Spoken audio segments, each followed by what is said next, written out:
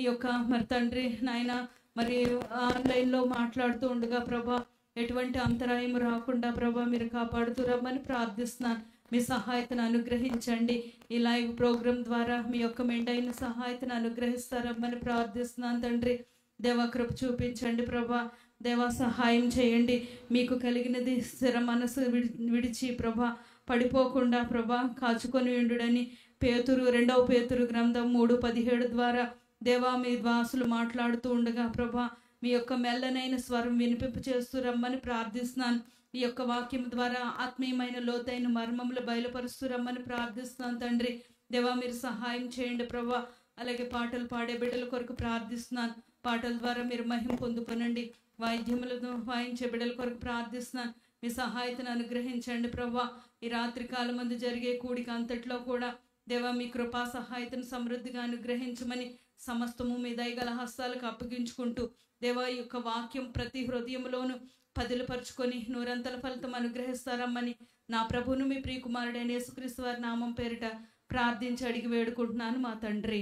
ఆమేన్. పరలోకమందున మా తండ్రి, ప్రేమ జీవము గల ప్రభా, మా రక్షకుడు యేసుక్రీస్తు ప్రభువారు పరిశుద్ధమైన నామములో బేస్ట్వ ద్వారా పెద్దలైనటువంటి నీ బిడ్డలు, నీ దాసులు, నాయన సంఘస్థులు ప్రార్థన ద్వారా ఈ యొక్క కూడికలు మాకు అనుగ్రహిస్తూ వచ్చినందుకు వందనాలు. ఇచ్చిన అంశాన్ని బట్టి వందనాలు. ఉదయకాల కూడిక, మధ్యాహ్న కాల కూడికలో సాయం చేస్తూ వచ్చారు వందనాలు. సాయంత్రకాల కూడికల్లో నీ దాసులు జాక్మనేన గారు వస్తుండగా ప్రభా నీ దాసుని బలపరచండి ప్రభా. మా కొరకు సిద్ధపరిచిన నీ యొక్క వాక్యమును పరలోక సింహాసనం నుంచి, తెరబడిన సింహాసనం నుంచి నీ దాసుని నోటి బోరగా ఉండి ప్రభా మీరు విడుదల అనుగ్రహిస్తారండి. నీ వాక్యము ద్వారా ఇంకా ఎవరైతే తండ్రి రక్షణ లేకుండా ఉన్నారో, ఇంకా ఎవరైతే ప్రభువును ప్రభా తండ్రి స్వీకరించకుండా ఉన్నారో కనికరించి ఈ దినమైన వారి కొరకు, మా కొరకు ప్రభా ఆత్మీయ ఉజ్జీవము కలుగజేయట కొరకు, ఆత్మీయ క్షేమాభివృద్ధి కొరకు అయినటువంటి నీ యొక్క జీవపు మాటలు నీ దాస్తుని అభిషేకించి తండ్రి జ్ఞాపకం చేసుకుని విడుదల అనుగ్రహిస్తూ రమ్మని, ఇంకా రావాల్సిన వాళ్ళందరినీ తీసుకురమ్మని కూడికి మేము ప్రారంభిస్తుండగా పాటల్లో, వాయిద్యాల్లో, ఆన్లైన్లో సమస్తములో నీ సహాయం దయచేయమని ఉదయకాలం నుంచి నీ దాసులు విన్సెంట్ గారు, విక్టర్ గారు బలపరిచి మీరు వాడుకున్నందుకు వందనాలు.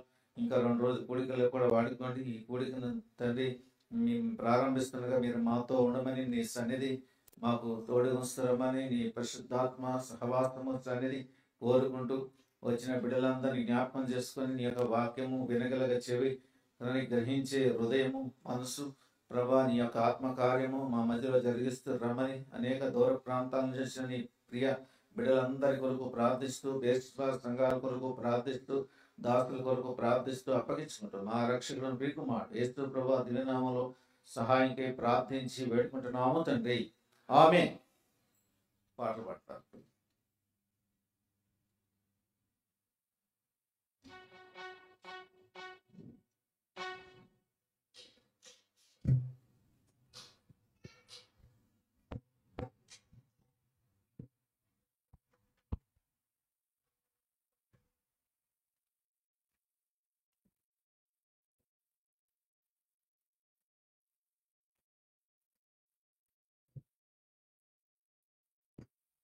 నాలుగవ పాట పాడు. పాట సంఖ్య 4.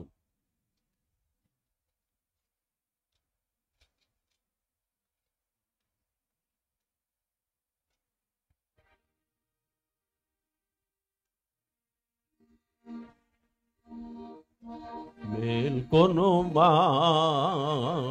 మేల్కొనుమా యేసే నుడివెను ఓ ప్రియుడా మేల్కొనుమా, యేసే నుడివెను ఓ ప్రియుడా మేల్కొనుమా, మేల్కొనుమా మేల్కొనుమా. తెలిసి కొనుము వివేచించి విభుని యొక్క చిత్తమేమో, తెలిసి కొనుము వివేచించి విభుని యొక్క చిత్తమేమో, కాల విలువను ఎరిగి మేల్కొనుమా, కాల విలువను ఎరిగి మేల్కొనుమా. యేసే నుడివెను ప్రియుడా మేల్కొనుమా, ఏసే నుడివెను ప్రియుడా మేల్కొనుమా మేల్కొనుమా మేల్కొనుమా నమ్మజాల మీ లోకములో నీ జీవమే పాటిది నమ్మజాల మీ లోకమును నీ జీవమే పాటిది సమస్తము వ్యర్థమేగా ప్రార్థించుమా సమస్తము వ్యర్థమేగా ప్రార్థించుమా ఏసే నుడివెను ప్రియుడా మేల్కొనుమా ఏసే నుడివెను ప్రియుడా మేల్కొనుమా మేల్కొనుమా మేల్కొనుమా తప్పుడు బోధాల నుండి భద్రపరచుకొనుము నీవు తప్పుడు బోధాల నుండి భద్రపరచుకొనుము నీవు ఎప్పుడు ప్రభు ఇష్టమును నెరవేర్చుమా ఎప్పుడు ప్రభు ఇష్టమును నెరవేర్చుమా ఏసే నుడివెను ప్రియుడా మేల్కొనుమా ఏసే నుడివెను ప్రియుడా మేల్కొనుమా మేల్కొనుమా మేల్కొనుమా ఆవేశము వ్యర్థంబేగా ప్రవర్తింపకూడంబముగా ఆవేశము వ్యర్థంబేగా ప్రవర్తింపకూడంబముగా అహంకార గర్వము నుండి తప్పించుకో అహంకార గర్వము నుండి తప్పించుకో ఏసే నుడివెను ప్రియుడా మేల్కొనుమా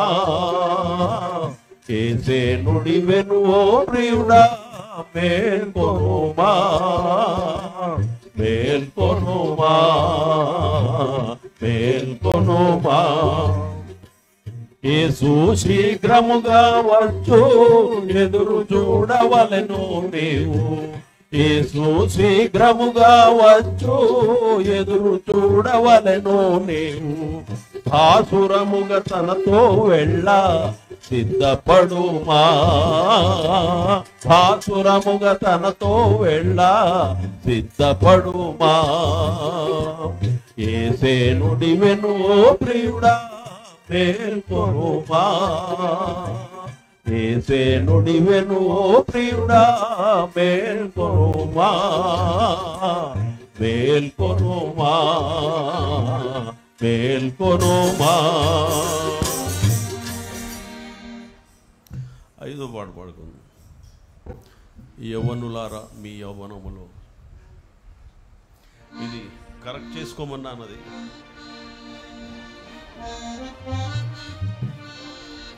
రెండవ చరణంలో 2వ లైను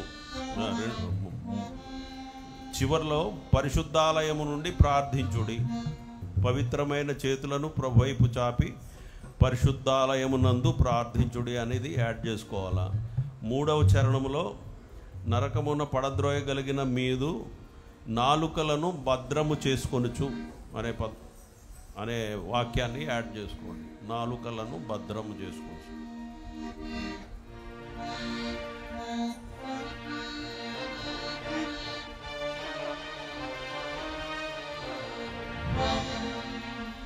యవనులారా మీ యవ్వనములో సంతసించుడి, యవనులారా మీ యవ్వనములో సంతసించుడి, అయితే మీ పనులను బట్టి మీకు తీర్పు కలుగును, అయితే మీ పనులను బట్టి మీకు తీర్పు కలుగును.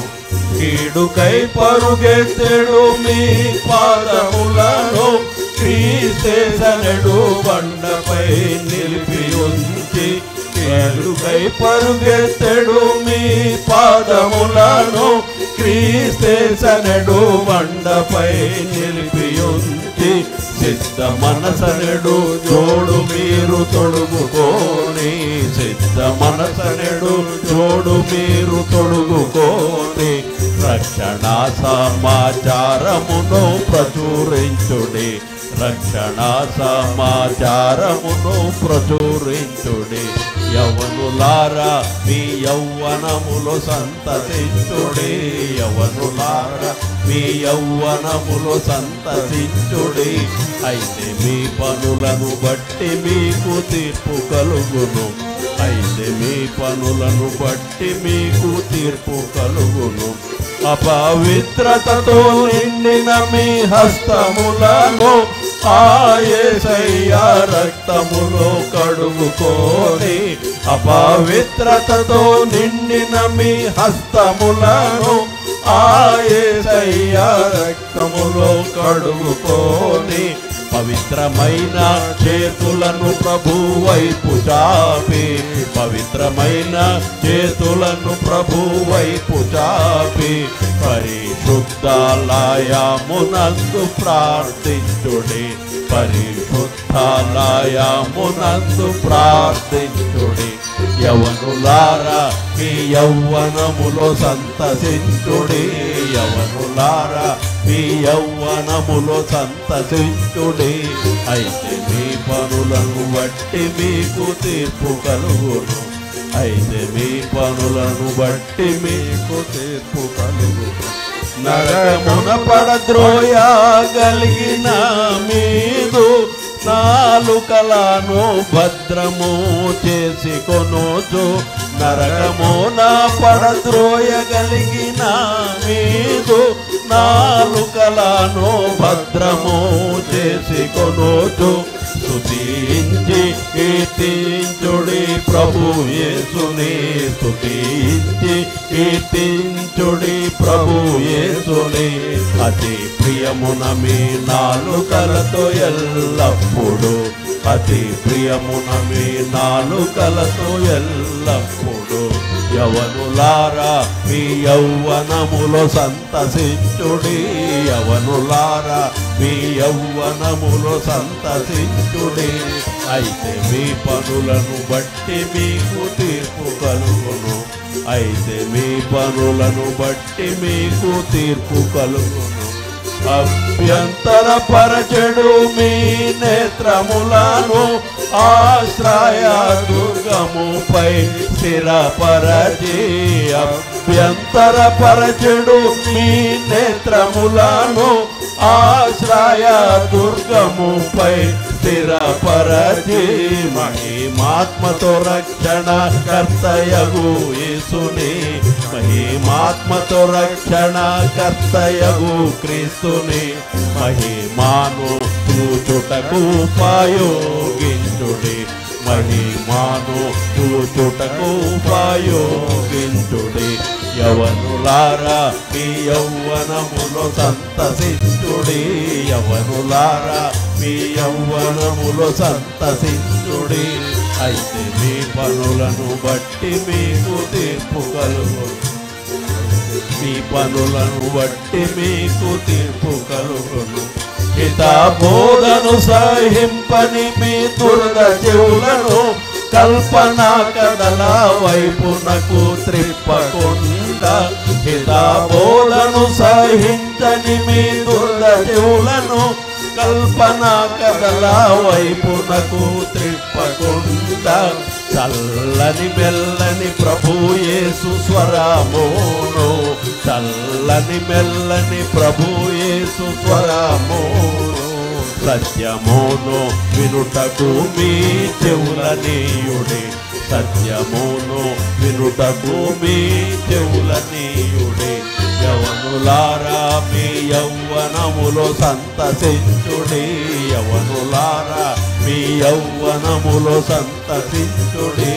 అయితే మీ పనులను బట్టి మీకు తీర్పు కలుగును, అయితే మీ పనులను బట్టి మీకు తీర్పు కలుగును. ఈ ప్రతుల్లో 3వ పాట క్రొత్త పాట, ఇది నేర్చుకుందామండి.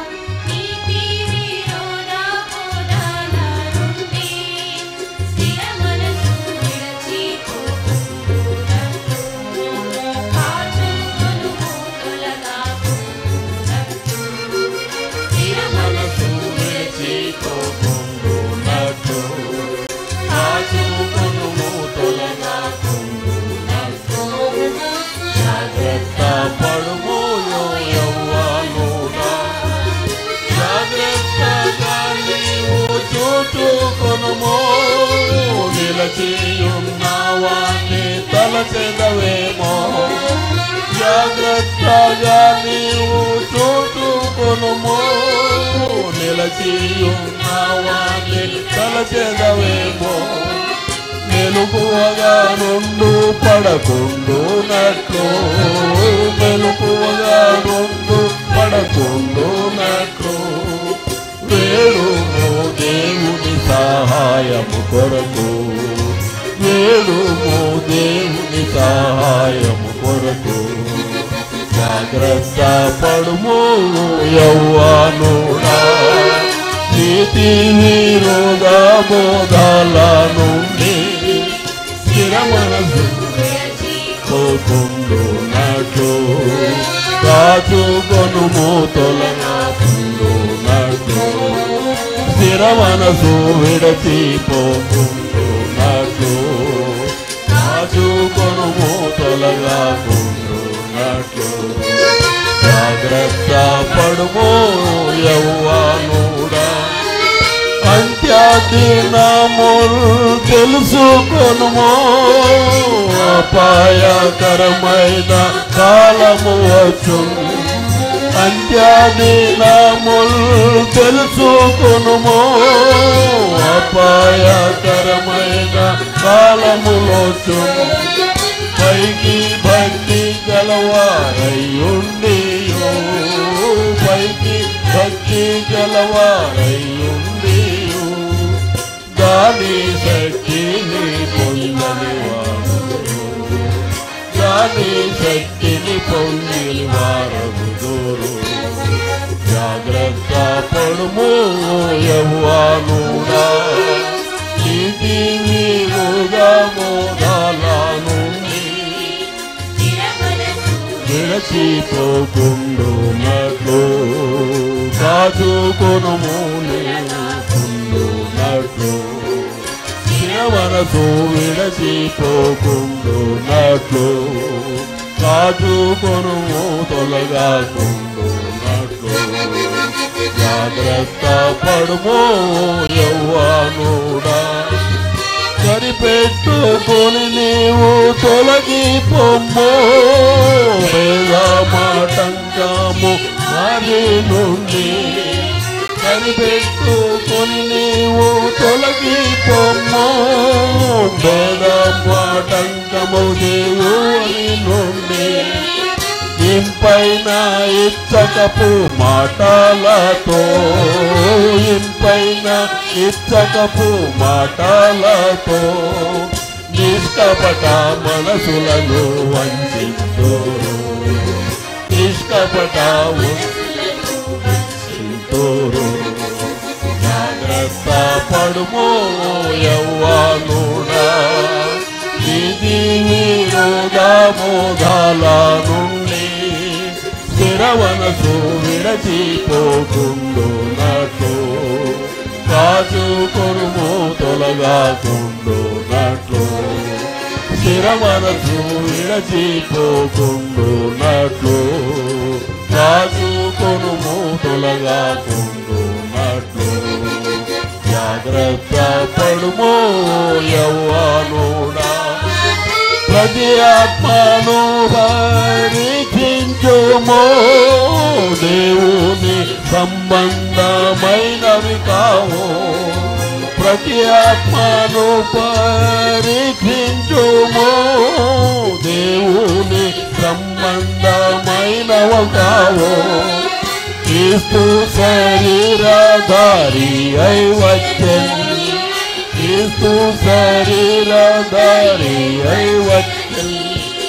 ఒప్పుకొను వారే ఆత్మ సంబంధులు, ఒప్పుకొను వారే ఆత్మ సంబంధులు. జాగ్రత్త పడుము యవ్వానుడా,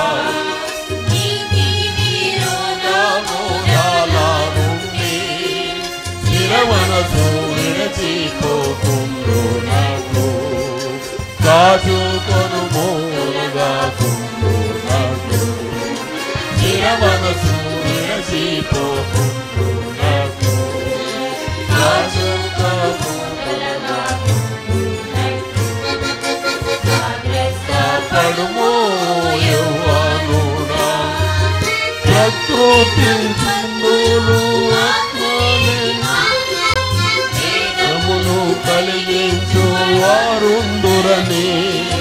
ప్రకృతి సంబంధులు ఆత్మ లేని వారు వేదములు కలిగించు వారుందురని.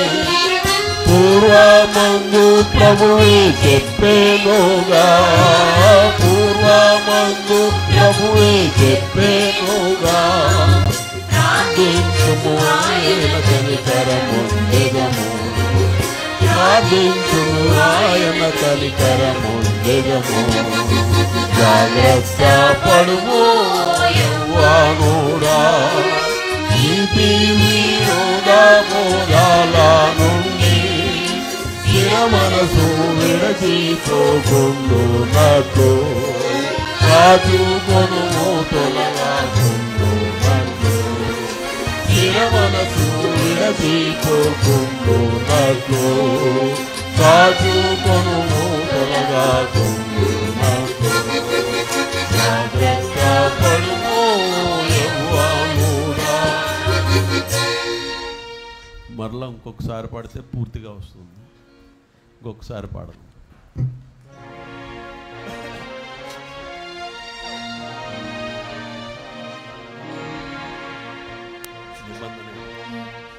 జాగ్రత్త పడుము యవ్వానుడా, నీతి విరోధమోదాల నుండి స్థిర మనసు విడచిపోకుండునట్లు కాచుకొనుము తొలగాకుండునట్లు.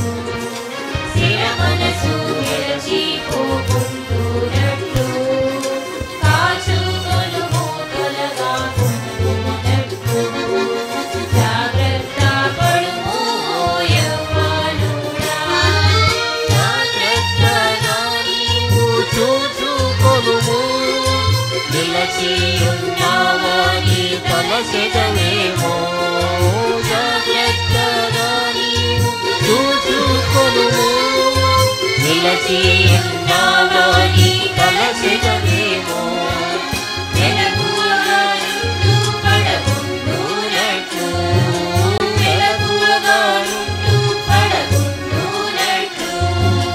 వేడుము దేవుని సహాయము కొరకు, వేడుము దేవుని సహాయము కొరకు.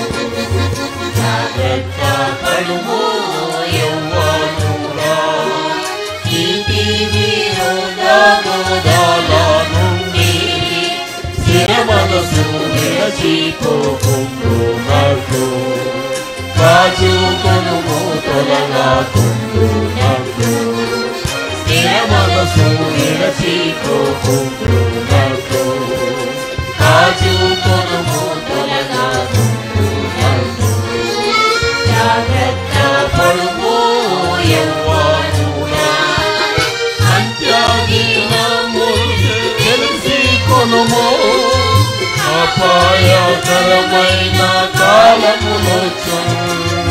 అంత్యదినములు తెలుసుకొనుము. అపాయకరమైన కాలములొచ్చును.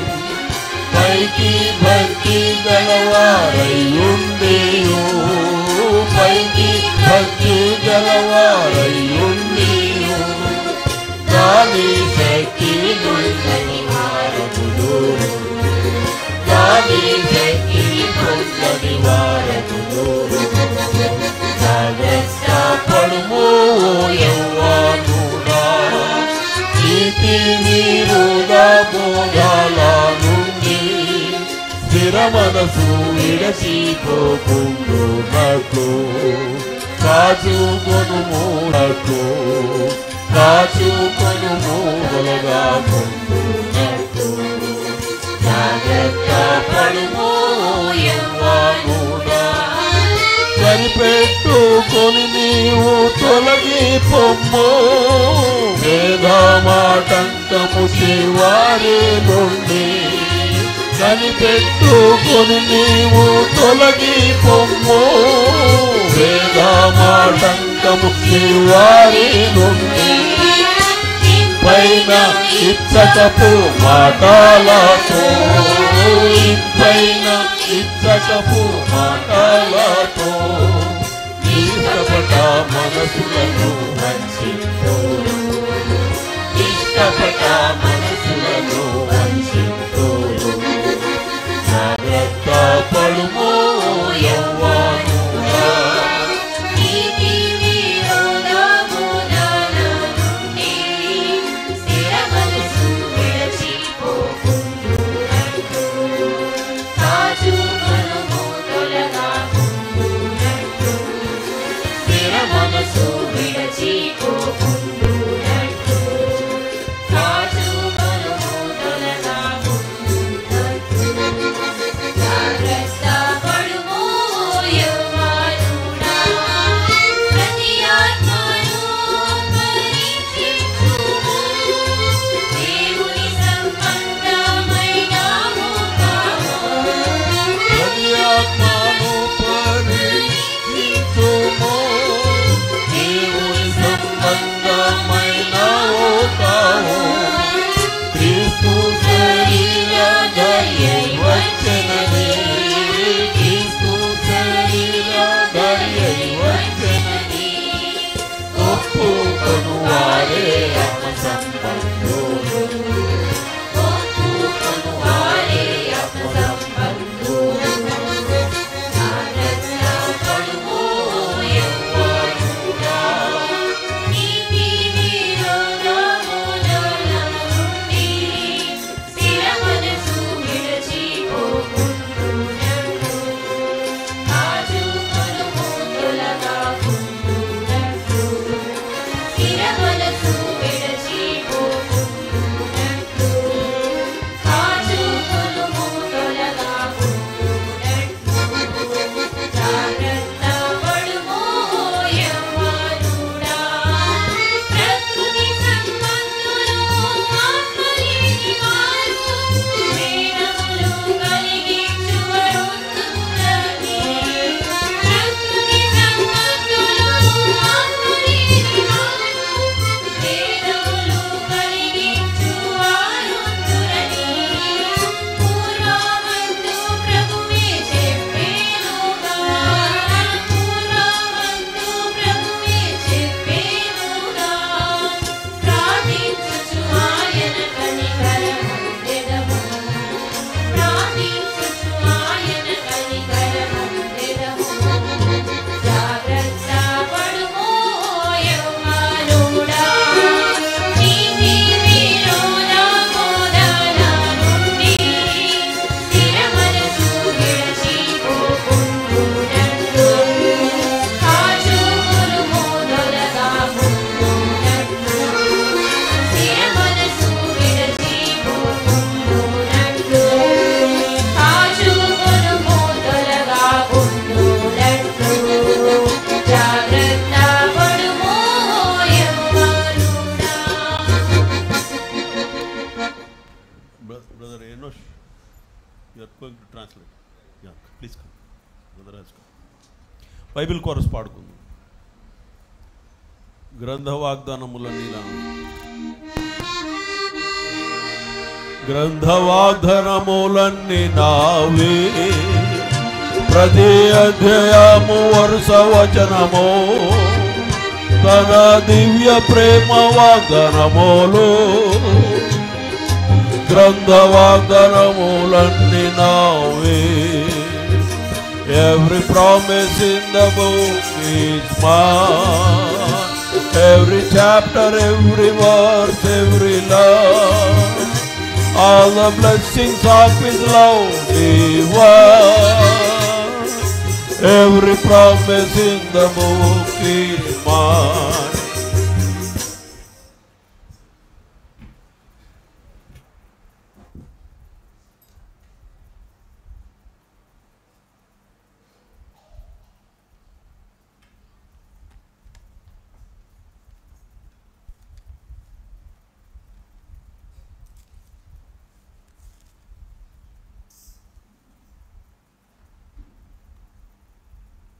దృష్టికి నిందారహితులుగాను కనబడినట్లు జాగ్రత్త పడుడి. So it says we have to work hard to keep ourselves spotless and blameless. కాబట్టి మనల్ని మనం నిష్కలంకులుగా నిందారహితులుగా ఉండుటకు మనం కష్టపడి పనిచేయాలి. If we do that, then we will not be, verse 17, carried away by the error of unprincipled men. మనం అది చేస్తే అప్పుడు నీతి విరోధుల తప్పు బోధ వల్ల మనం తొలగిపోము. There are many warnings in God's word. దేవుని వాక్యంలో అనేక హెచ్చరికలు ఉన్నాయి. If we take heed to those warnings, we'll be protected. ఆ హెచ్చరికలు మనం గైకొంటే మనం భద్రపరచబడతాం. You know, sometimes there's warnings on the roads that there is a ditch in front of the road, there's some work going on, be careful. అయితే road మీద కూడా కొన్నిసార్లు హెచ్చరికలు ఉంటూ ఉంటాయి. ముందుకు వెళ్తే ఒక గుంత ఉంది, గుంతలో పడిపోతారు, మీరు జాగ్రత్తగా ఉండండి, పని జరుగుతుంది అంటాయి. So sometimes they'll say, don't go by this road, take the side road. కాబట్టి ఈ మార్గాన్ని వెళ్లకుండా ఆ పక్క మార్గంలో వెళ్ళండి అని చెప్తారు. That is to save you from an accident. అది మీకు ప్రమాదం జరగకుండా మిమ్మల్ని కాపాడుతుంది. And every sensible person will follow that instruction and take the side road. బుద్ధున్న ప్రతి వ్యక్తి కూడా ఆ యొక్క హెచ్చరికలను పాటించి పక్క దారిని వెళ్తాడు. So look at the warnings in God's word like that. అదే విధంగా దేవుని వాక్యంలో ఉన్న హెచ్చరికలను కూడా చూడండి. To protect us from spiritual accidents. ఆత్మీయ ప్రమాదాల నుంచి మనల్ని కాపాడుకోవడానికి. And a spiritual accident is much worse than a physical accident. ఆత్మీయ ప్రమాదం అనేది భౌతిక ప్రమాదం కంటే ఎంతో ఘోరమైంది. Who are these? It says here about unprincipled men in verse 17. 17వ వచనంలో నీతి విరోధులు అని చెప్తూ ఉన్నది. వాళ్ళెవరు? And so these people are also described in verse 16 as untaught and unstable who distort the scriptures to their own destruction. వీళ్ళ గురించి 16వ వచనంలో కూడా చెప్పబడుతుంది. వీరు విద్యాహీనులను అస్థిరులైన వారును తక్కిన లేఖనములను అపార్థం చేస్తూ ఉంటారు. People who twist the scriptures to their own destruction, it says in verse 16. 16వ వచనంలో వారి తమ స్వకీయ నాశనమునకు అపార్థం చేస్తూ ఉంటారు లేఖనాలని. I told you it's a wonderful thing to be chosen by God when you're young. మీరు యవనస్తులుగా ఉన్నప్పుడు దేవుని చేత ఎన్నుకోబడడం అనేది ఎంత అద్భుతమైన విషయం అని నేను మీతో చెప్పాను. I gave my life to Christ when I was 19 and a half years old. నాకు 19.5 సంవత్సరాల వయసు ఉన్నప్పుడు నా జీవితాన్ని నేను ప్రభువుకి అర్పించాను. That is 66 years ago. అది 66 సంవత్సరాల క్రితం. I'm 85 and a half now. ఇప్పుడు నాకు 85.5 సంవత్సరాలు. And this is my honest testimony that my life has become better and better every year. ఇది నా యథార్థమైన సాక్ష్యము. ప్రతి సంవత్సరం నా జీవితం మెరుగుపడుతూనే ఉంది. And I'm a happier person every year. ప్రతి సంవత్సరం నేను ఎంతో సంతోషకరమైన వ్యక్తిగా ఉంటూనే ఉన్నాను. And able to overcome sin by the power of the Holy Spirit. పరిశుద్ధాత్మని యొక్క శక్తి ద్వారా పాపాన్ని జయించగలుగుతూ ఉన్నాను. And getting more and more revelation from God's word. Even దేవుని now. యొక్క వాక్యంలో నుంచి ఇంకా ఎక్కువ ప్రత్యక్షతలు పొందుకుంటూనే ఉన్నాను. One habit that I've developed right from the beginning of my Christian life 66 years ago. నా యొక్క జీవితంలో 66 సంవత్సరాల క్రితం నా క్రైస్తవ జీవితం మొదట్లో నేను అలవాటు చేసుకున్న ఒక అలవాటు మొదటిది is to read the Bible every day. ప్రతిరోజు బైబిల్ని చదవడం. I want to encourage all of you to do that. మీరందరూ అది చెయ్యాలని ప్రోత్సహిస్తూ ఉన్నాను. It's not enough that we lift up the Bible and say the best book to read is the Bible. మనం Bible పైకెత్తి చదువుటకు ఇది శ్రేష్టమైన పుస్తకం బైబిల్ అని చెప్పడంలో సరిపోదు. If you believe that, you must read it every day. మీరు దాన్ని గనక నమ్మితే ప్రతిరోజు మీరు దాన్ని చదవాలి. So you all sang this song, the best book to read is the Bible. మీరందరూ పాడారు చదువుటకు శ్రేష్టమైన పుస్తకం బైబిల్ అని. Do you really believe that? మీరు నిజంగా దాన్ని నమ్ముతున్నారా? Read it every day. ప్రతిరోజు దానిని చదవండి. I'll tell you what reading the Bible did for me. Bible చదవడం నాకేం చేసిందో నేను మీకు చెప్తాను. It protected me from what it says here about unprincipled men who go to their own destruction. ఇక నీతి విరోధులు వారి సొంత నాశనముకు ఎలాగైతే వెళ్ళారో దాని నుంచి నన్ను కాపాడింది. God's word protected me through the years. ఈ సంవత్సరాలన్నీ కూడా దేవుని యొక్క వాక్యమే నన్ను కాపాడుతూ వచ్చింది. When I needed guidance, God's word guided me. నాకు ఎప్పుడు నడిపింపు అవసరమైన దేవుని యొక్క వాక్యం నన్ను నడిపించేది. It was through God's word that one day he called me to leave my job to serve him. ఒకానొక దినాన్ని ఈ వాక్యం ద్వారానే నా యొక్క ఉద్యోగాన్ని విడిచిపెట్టి ఆయన సేవించుటకు నన్ను పిలిచాడు. And it was through God's word that he protected me and kept me all these 66 years. ఈ 66 సంవత్సరాలు కూడా ఆయన యొక్క వాక్యం ద్వారానే నన్ను కాపాడి ఆయన సంరక్షిస్తూ వచ్చాడు. Without depending on any man. ఏ వ్యక్తి మీద ఆధారపడకుండా. It was a great blessing to me to know Brother Bhakt Singh when I was very young. నేను చాలా యవనస్తుడిగా ఉన్నప్పుడే సహోదరు భక్త్ సింగ్ గారిని నేను తెలుసుకోవడం నాకు ఎంతో ఆశీర్వాదకరం. My father knew him before I was born. నేను పుట్టక ముందే నా తండ్రికి ఆయన తెలుసు. So when I was born, my father called Brother Bhakt Singh to come and pray for me. కాబట్టి నేను పుట్టిన తర్వాత సహోదరు భక్త్ సింగ్ గారిని నా కోసం ప్రార్థన చేయడానికి పిలిపించారు. And when I was 2 months old, he came and laid hands on me and prayed that I should grow up to be a servant of God. నాకు 2 నెలల వయసు ఉన్నప్పుడు ఆయన నా తల మీద చేయి వేసి నేను దేవుని యొక్క గొప్ప సేవకునిగా ఎదగాలని ప్రార్థన చేశాడు. So later on, I joined the Navy. ఆ తర్వాత నేను నావిక దళంలో చేరాను. And then when I was about 22 years old, I reconnected with Brother Bhakt Singh. నాకు 22 సంవత్సరాల వయసు వచ్చినప్పుడు అప్పుడు మరలా నేను భక్త్ సింగ్ గారితో సంబంధం కలిగి ఉన్నాను. And he encouraged me very much. ఆయన నన్ను ఎంతగానో ప్రోత్సహిస్తూ ఉన్నాడు. So he was the only man of God I respected in India. భారతదేశంలో నేను గౌరవించే ఒకే ఒక దైవజనుడు ఆయన మాత్రమే. He was the one man I felt was a genuine servant of God. నిజమైన దేవుని సేవకుడని ఈ ఒక్క వ్యక్తిని నేను కనుగొన్నాను. I've never met anyone like that in India. మరి భారతదేశంలో అటువంటి వ్యక్తిని మరొకరిని ఎవరిని నేను కలవలేదు. So if you meet a genuine man of God, you should be very thankful. ఎప్పుడైనా మీరు ఆ నిజమైన దైవ సేవకుని మీరు కలుసుకున్నప్పుడు మీరు చాలా కృతజ్ఞత కలిగి ఉండాలి. Learn as much as you can from his life. ఆయన జీవితంలో నుంచి మీరు ఎంత నేర్చుకోగలరో అంత నేర్చుకోండి. You know what Paul once said? పౌలు ఒకసారి ఏం చెప్పాడో తెలుసా? Paul was a man of God who was an example to others. పౌలు దైవజనుడిగా ఉండి ఇతరులకు ఒక మాదిరిగా ఉన్నాడు. He not only preached and wrote letters, ఆయన బోధించడం మరియు పత్రికలు రాయడం మాత్రమే కాకుండా, but see what he says in 1 Corinthians 11 verse 1. మొదటి కొరింథీయుల 11వ అధ్యాయం మొదటి వచనంలో ఆయన ఏం చెప్తున్నాడో చూడండి. Be followers of me as I am of Christ. నేను క్రీస్తుని పోలి నడుచుకొనుచున్న ప్రకారము మీరును నన్ను పోలి నడుచుకొనుడి. That means when you look in the Bible, you look at Jesus' example and you also look at Paul's example. కాబట్టి మీరు బైబిల్ చదివినప్పుడు మీరు యేసు యొక్క మాదిరిని చూస్తారు, అలాగే పౌలు యొక్క మాదిరిని కూడా చూడాలి. So God has not only given us his word, he's given us living examples of human beings whom we can follow. కాబట్టి ఆయన దేవుడు తన యొక్క వాక్యాన్ని మాత్రమే కాకుండా మనం అనుసరించడానికి అవసరమైన సజీవమైన సాక్ష్యాలను కూడా ఆయన ఉంచాడు. For example, if you want to go to some new place in a city where you don't know the way, ఉదాహరణకి ఒక కొత్త పట్టణంలో ఒక ప్రదేశానికి మీరు వెళ్ళాలి, కానీ దాని మార్గం మీకు తెలియదు, and somebody gives you some written directions, ఎవరో మీకు అక్కడికి వెళ్ళడానికి ఆ యొక్క దిశలన్నీ రాసిచ్చారు మీకు, but another person says, come with me, I'll take you there. అయితే ఇంకొక వ్యక్తి వచ్చి నేను మిమ్మల్ని అక్కడ తీసుకెళ్తాను రండి అని చెప్పాడు అనుకోండి. Which is the easier way to go to the right place? ఆ యొక్క సరైన స్థలానికి వెళ్ళడానికి ఏది సరైన విధానం?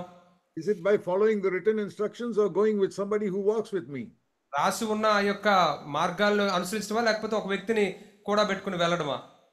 It's wonderful to have an example who can lead me to the right place. కాబట్టి సరైన చోటికి తీసుకువెళ్ళే ఒక మాదిరికరమైన వ్యక్తిని కలిగి ఉండడం చాలా శ్రేష్టము. Jesus was the first example who said, follow me. నన్ను వెంబడించండి అని చెప్పిన మొట్టమొదటి వ్యక్తి యేసయ్య. And Paul says here, follow me as I follow Christ. మరి పౌలు ఇక్కడ ఏం చెప్తున్నాడు అంటే నేను క్రీస్తుని పోలి నడుచుకొనుచున్న ప్రకారం నన్ను పోలి నడుచుకోండి. And all of us should grow up to be examples to the younger generation. మనమందరం కూడా యవ్వన తరానికి మాదిరికరంగా ఉండే విధంగా ఎదుగుతూ ఉండాలి. All of you are young people. మీరందరూ కూడా యవనస్తులై ఉన్నారు. But there are children who are younger than you. మీకన్నా చిన్నవాళ్ళు పిల్లలు ఇక్కడ ఉన్నారు. And you have to be an example to them. వారికి కూడా మీరు మాదిరిగా ఉండాలి. Not just to preach to them, ఏదో వారికి బోధించడానికి మాత్రమే కాదు, but to show by your life how you can follow Jesus.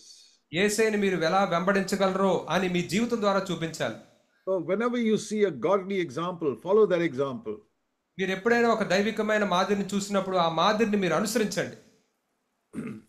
The thing that we see in Jesus' life is this. యేసయ్య జీవితంలో మనం చూసే ఒక విషయం ఇది. Even though he came like us, even though he's God, he became a man and came like us.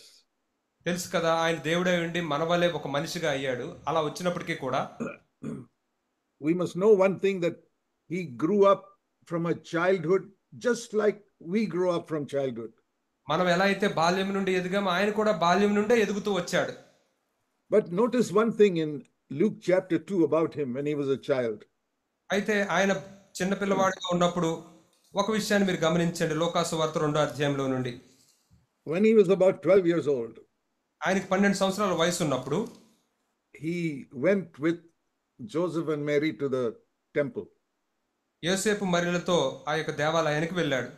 And there we read in Luke chapter 2, అక్కడ మనం లోకాసు వార్త 2వ అధ్యాయంలో ఈ విధంగా చదువుతాం. in verse 46, 46వ వచనం. Jesus was 12 years old and he was sitting and talking to all the big teachers, older teachers there. యేసే 12 సంవత్సరాల వయసు కలిగి ఉండి అక్కడున్న ఎంతో అనుభవం ఉన్న బోధకులతో పెద్దవాళ్ళతో మాట్లాడుతూ కనబడ్డాడు. And those old teachers were surprised, verse 47, when they saw his understanding of the scriptures. లేఖనాల మీద ఆయనకున్న గ్రహింపుని చూసి అక్కడ ఉన్న వాళ్ళందరూ పెద్దలు అందరూ కూడా ఆశ్చర్యపోయారు. 47వ వచనం. How old was he? ఆయనకి ఎంత వయసు ఉంది? Verse 42, 12 years old. 42వ వచనం చూస్తే ఆయన 12 ఏళ్ల వయసు కలిగిన వాడు. At 12 years old, he knew the Bible so well that he could discuss it with the old scholars there. అక్కడ పెద్దవాళ్ళైన పండితులతో ఆయన చర్చించి మాట్లాడే విధంగా అంతలాగా బైబిల్ లేఖనాల్ని ఎరిగి ఉన్నాడు. When you read that, you can say, oh, he could do that because he was God. అది మీరు చదివినప్పుడు ఆయన దేవుడు కదా అందుకే ఆయన చేయగలడు అని అనుకుంటున్నారేమో. But he did not come here as God. ఆయన ఇక్కడికి ఒక దేవుడిగా రాలేదు. If he came here as God, he cannot be an example for us. ఆయన గనక ఒకవేళ దేవుడిగా వస్తే ఆయన మనకు మాదిరి అవ్వలేడు. He was God from all eternity. Jesus was God from all eternity. ఆయన నిత్యత్వము నుండి దేవుడై ఉన్నాడు యేసుక్రీస్తు వారు. And when he was on earth also, he was God. He will always be God. ఆయన భూమి మీద ఉన్నప్పుడు కూడా దేవుడై ఉన్నాడు. ఆయన ఎల్లప్పుడూ దేవుడుగానే ఉంటాడు. But what I'm saying is that when he lived as a child or a man, he did not use his powers as God, even though he was God. నేను చెప్పాలనుకున్న విషయం ఏంటంటే ఆయన ఒక బిడ్డగా ఒక మానవుడిగా వచ్చినప్పుడు ఆయన దేవుడిగా ఆయనకున్న శక్తులను ఆయన ఉపయోగించలేదు. It's very important to understand that. దీన్ని అర్థం చేసుకోవడం ఎంతో ప్రాముఖ్యం. We want to protect ourselves from these evil men, which we read in 2 Peter 3. మనం ఇప్పుడు 2 పేతురు 3వ అధ్యాయంలో చదివిన ఈ నీతి విరోధుల నుండి మనం కాపాడుకోవడానికి ఇది ఎరిగి ఉండాలి. If we want to keep ourselves pure in these days, ఈ దినాల్లో మనం పవిత్రంగా ఉంచుకోవాలి. we must see that Jesus became a man and did not use his power as God when he was on earth. మరి యేసయ్య మానవుడిగా అయ్యి ఆ తర్వాత ఈ భూమి మీద తన యొక్క దేవుడిగా ఉన్న శక్తుల్ని ఉపయోగించలేదని చూసాము. It's very important to understand that. దీన్ని అర్థం చేసుకోవడం ఎంతో ప్రాముఖ్యం. We worship him. Even when he was on earth, people worshipped him because he was God. ఆయన దేవుడే ఉన్నాడు కాబట్టి ప్రజలు ఆయన ఆరాధించినప్పుడు ఆయన తిరస్కరించలేదు. He was God on earth also, so people worshipped him. ఆయన భూమి మీద ఉన్నప్పుడు కూడా దేవుడే ఉన్నాడు కాబట్టి ప్రజలు ఆయన్ని ఆరాధించారు. And we worship him today. ఈ దినం కూడా మనం ఆయన్ని ఆరాధిస్తూ ఉన్నాం. But what I'm saying is he did not use his power as God when he was on earth. కానీ నేను చెప్తున్న విషయం ఏంటంటే ఆయన భూమి మీద ఉన్నప్పుడు దేవుడిగా తనకున్న శక్తిని ఆయన ఉపయోగించలేదు. That is why we can follow him. అందుచేతే మనం ఆయన్ని అనుసరించగలము. Let me use an example. నేను ఒక ఉదాహరణ ఉపయోగిస్తాను. Supposing an angel from heaven comes to earth to teach you how to swim in a river. ఉదాహరణకి పరలోకం నుండి ఒక దేవదూత వచ్చి నువ్వు ఎలా ఈత కొట్టాలో నీకు నేర్పించడానికి వచ్చాడు అనుకోండి. And he flies across that river and says, follow me. అతను ఆ నది మీద అలాగా ఎగురుకుంటూ దాటేసి నన్ను వెంబడించు అని చెప్తే I'll say, I can't follow you because you got wings. I don't have wings. నేను నిన్ను అనుసరించలేను ఎందుకంటే నీకు రెక్కలు ఉన్నాయి నాకైతే రెక్కలు లేవు. When I get into the river, I go down. నేనైతే అలా చేస్తే నది లోపలికి వెళ్ళిపోతాను. So I'll tell the angel, if you want to teach me how to swim, you cut off your wings and then get into the river and then I can follow you.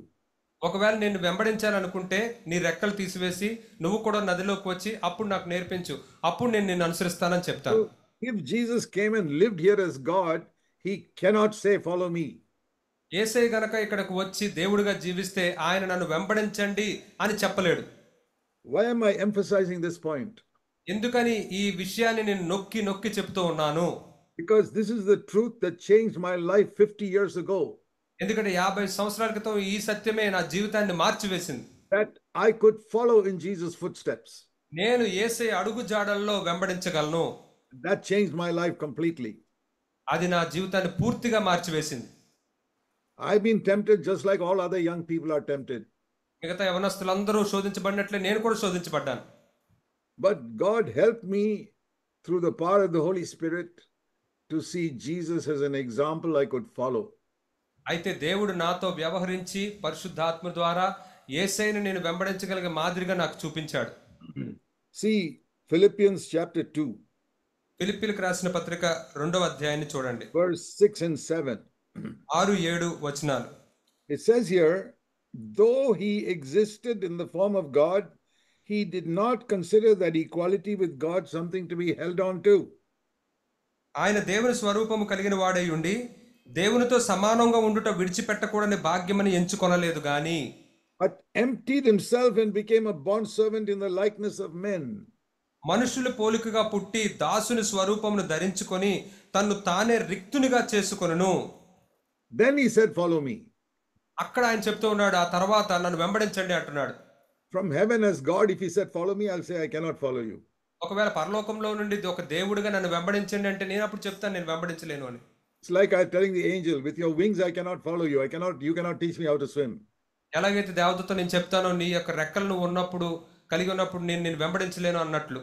You get rid of your wings, then jump in the river, then you can teach me. నీ యొక్క రెక్కలు తీసివేసి అప్పుడు నదిలోనికి వచ్చి అప్పుడు చేసి చూపించి అప్పుడు నేను వెంబడిస్తాను. So Jesus also, to be an example for us, he emptied himself of the powers of God. కాబట్టి యేసయ్య మనకు మాదిరిగా ఉండునట్లుగా ఆయన మనిషిగా వచ్చి తన యొక్క శక్తుల్ని రిక్తునిగా చేసుకుని విడిచిపెట్టేశాడు. See that angel, if it cuts off his wings, he's still an angel, but he doesn't have wings. మనం ఒకవేళ దేవదూతని రెక్కలు తీసేసి ఉంటే ఇంకా దేవదూతగానే ఉంటుంది కానీ ఆ రెక్కలు లేని దేవదూత శక్తి లేకుండా ఉంటుంది. So Jesus, when he gave up the powers of God on earth, he was still God, but he did not use those powers. యేసయ్య దేవుడిగా ఇక్కడికి వచ్చాడు, తన దగ్గర శక్తులు ఉన్నాయి కానీ ఆయన ఆ శక్తులను ఉపయోగించలేదు. Why am I emphasizing this point? ఎందుకని ఈ విషయాన్ని నేను మరలా నొక్కి చెప్తున్నాను?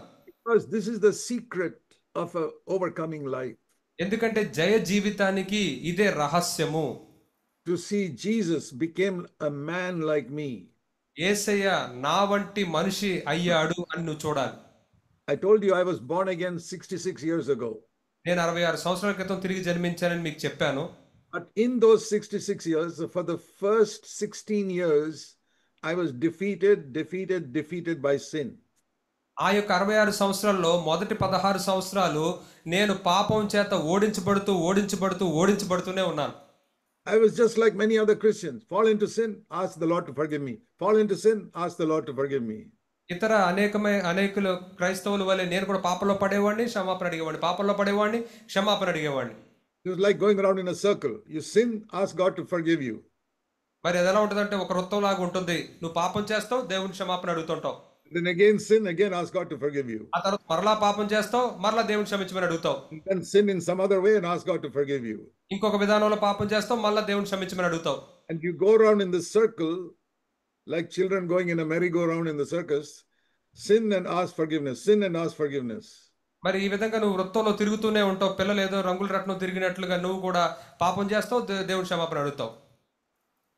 All the time, just going round and round, sinning and asking forgiveness, sinning and asking forgiveness every day.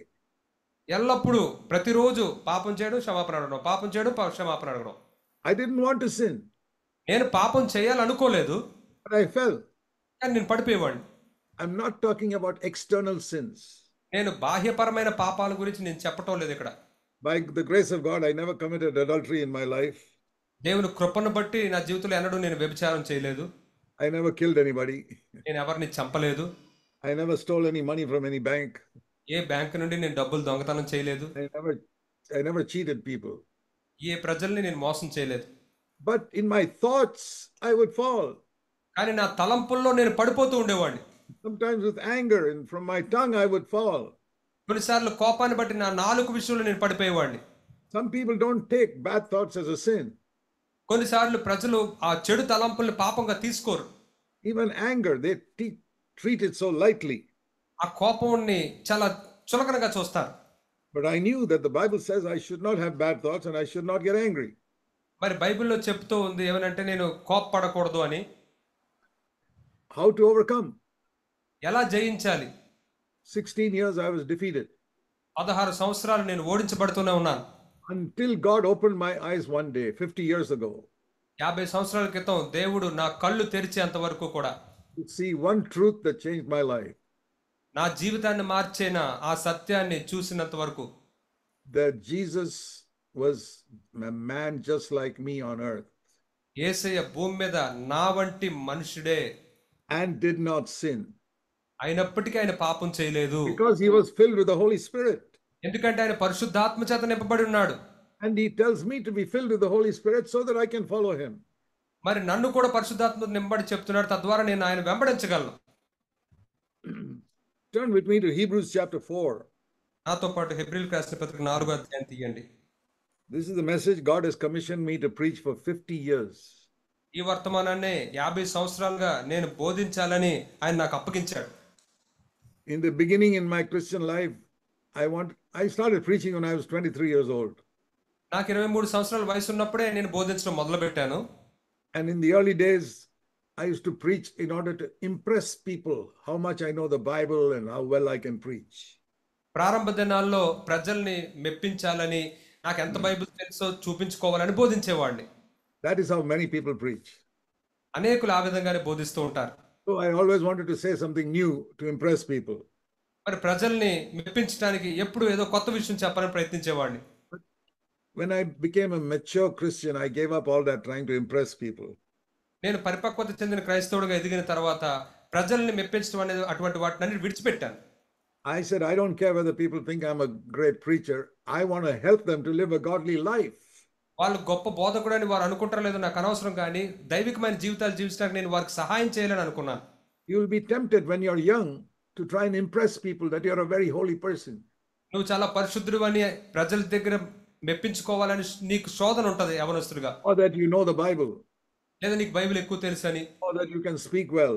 లేదా నువ్వు చాలా చక్కగా బోధించగలవని, Or that you can sing well. లేదా నువ్వు చక్కగా పాడగలవని.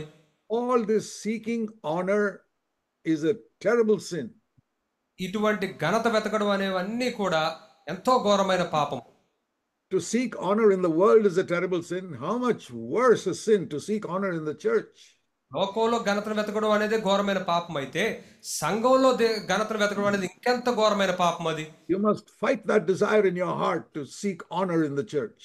సంఘంలో ఘనతను వెతకడం అనే ఆ కోరికని విషయంలో మీరు పోరాటం చేయాలి. Lord, I don't want to show people what a holy young boy or young girl I am. ప్రభువా, నేను ఎంత పరిశుద్ధుడైన అబ్బాయినో అమ్మాయినో నేను ఇతరులకు చూపించుకోవాలని నేను అనుకోవటం లేదు. I want you to approve my life. That's all. నువ్వే నా జీవితాన్ని చూడాలి, నువ్వే మెచ్చుకోవాలి, అది చాలు నాకు. I don't care what people think about me. నా గురించి ప్రజలు ఏమనుకుంటారో నాకు అది లెక్కలేదు. From your young age, learn to live before God's face. మీ యవ్వన దినాల్లో నుండే దేవుని ఎదుట, ఆయన ముఖం ఎదుట జీవించడం నేర్చుకోండి.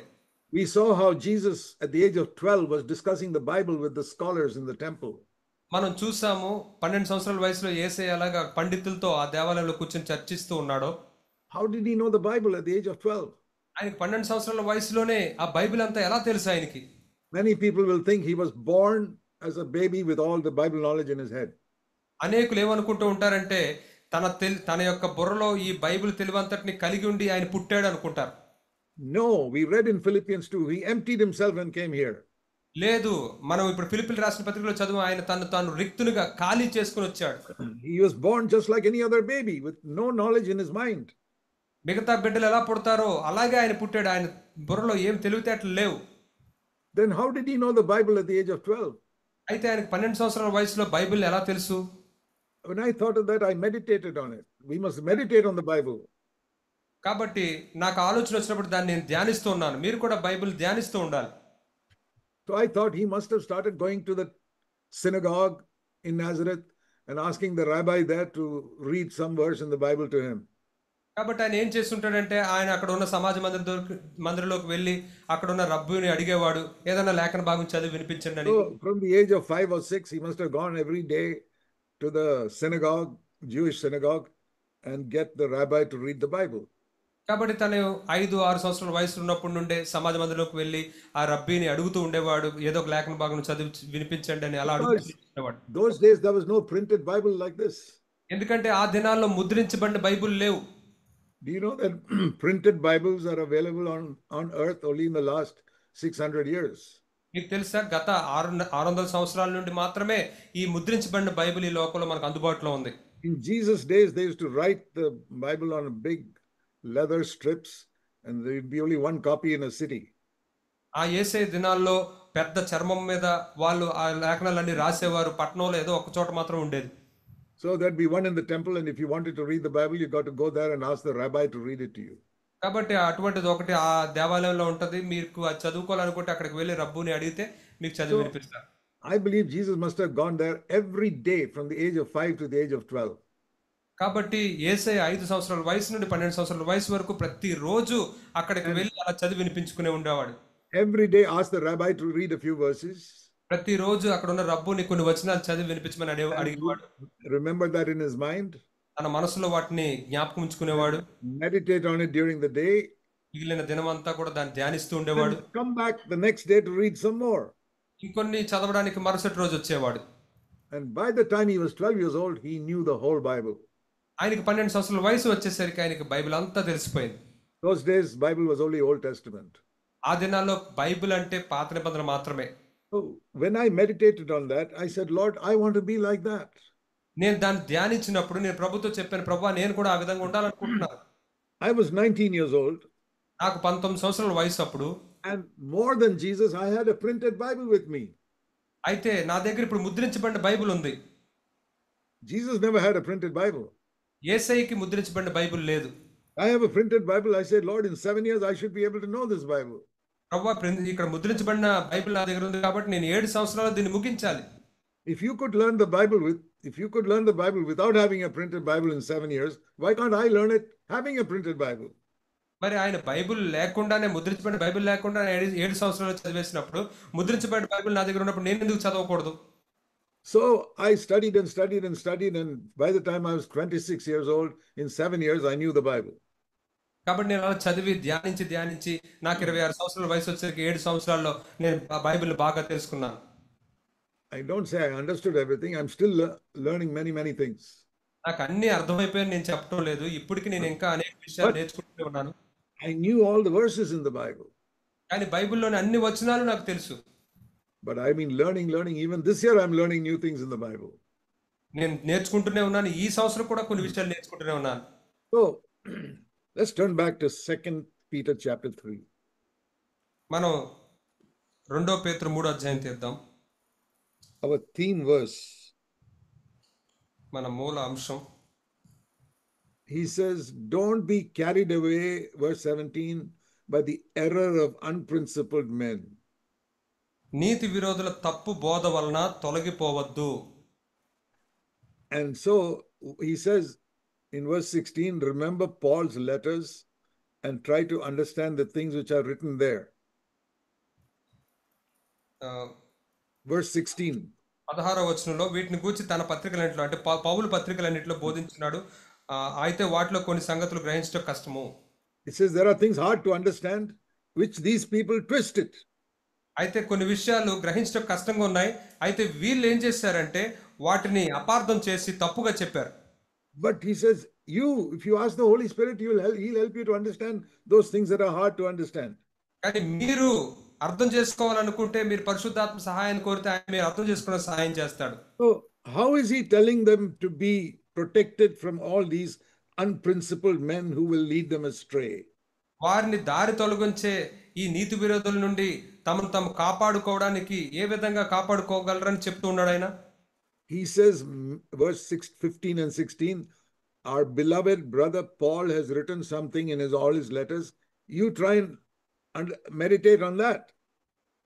అయితే 15వ వచనంలో అలాగూ మన ప్రియ సహోదరుని పౌలు కూడా తనకు అనుగ్రహించిన జ్ఞానం చొప్పున మీకు రాసి ఉన్నాడు, మీరు కూడా వాటిని అర్థం చేసుకోవడానికి ప్రయత్నించండి.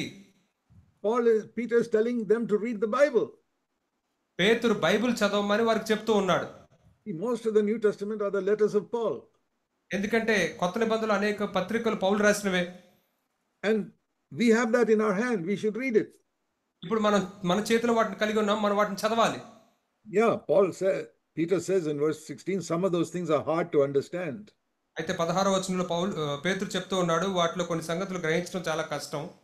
Yeah, if you read the Bible, you know there are things hard to understand. What Peter says is right. మరి పేతురు చెప్తుంది సరైనదే, ఎందుకంటే మీరు బైబిల్ చదివితే కనుక అందులో అర్థం చేసుకోవడానికి కష్టమైనవి ఉన్నాయి. Then how will we be protected if they are hard to understand? మరి వాటిని గ్రహించడమే కష్టంగా ఉంటే మనం ఎలా సంరక్షించబడగలము? Jesus said in John chapter 15, యోహాను సువార్త 15వ అధ్యాయంలో యేసు ఈ విధంగా చెప్పాడు. he said, John chapter 14, sorry. యోహాను సువార్త 14వ అధ్యాయం Verse 15, if you love me, you will keep my commandments. 15వ వచనం, మీరు నన్ను ప్రేమించిన యెడల నా ఆజ్ఞలను గైకొందురు.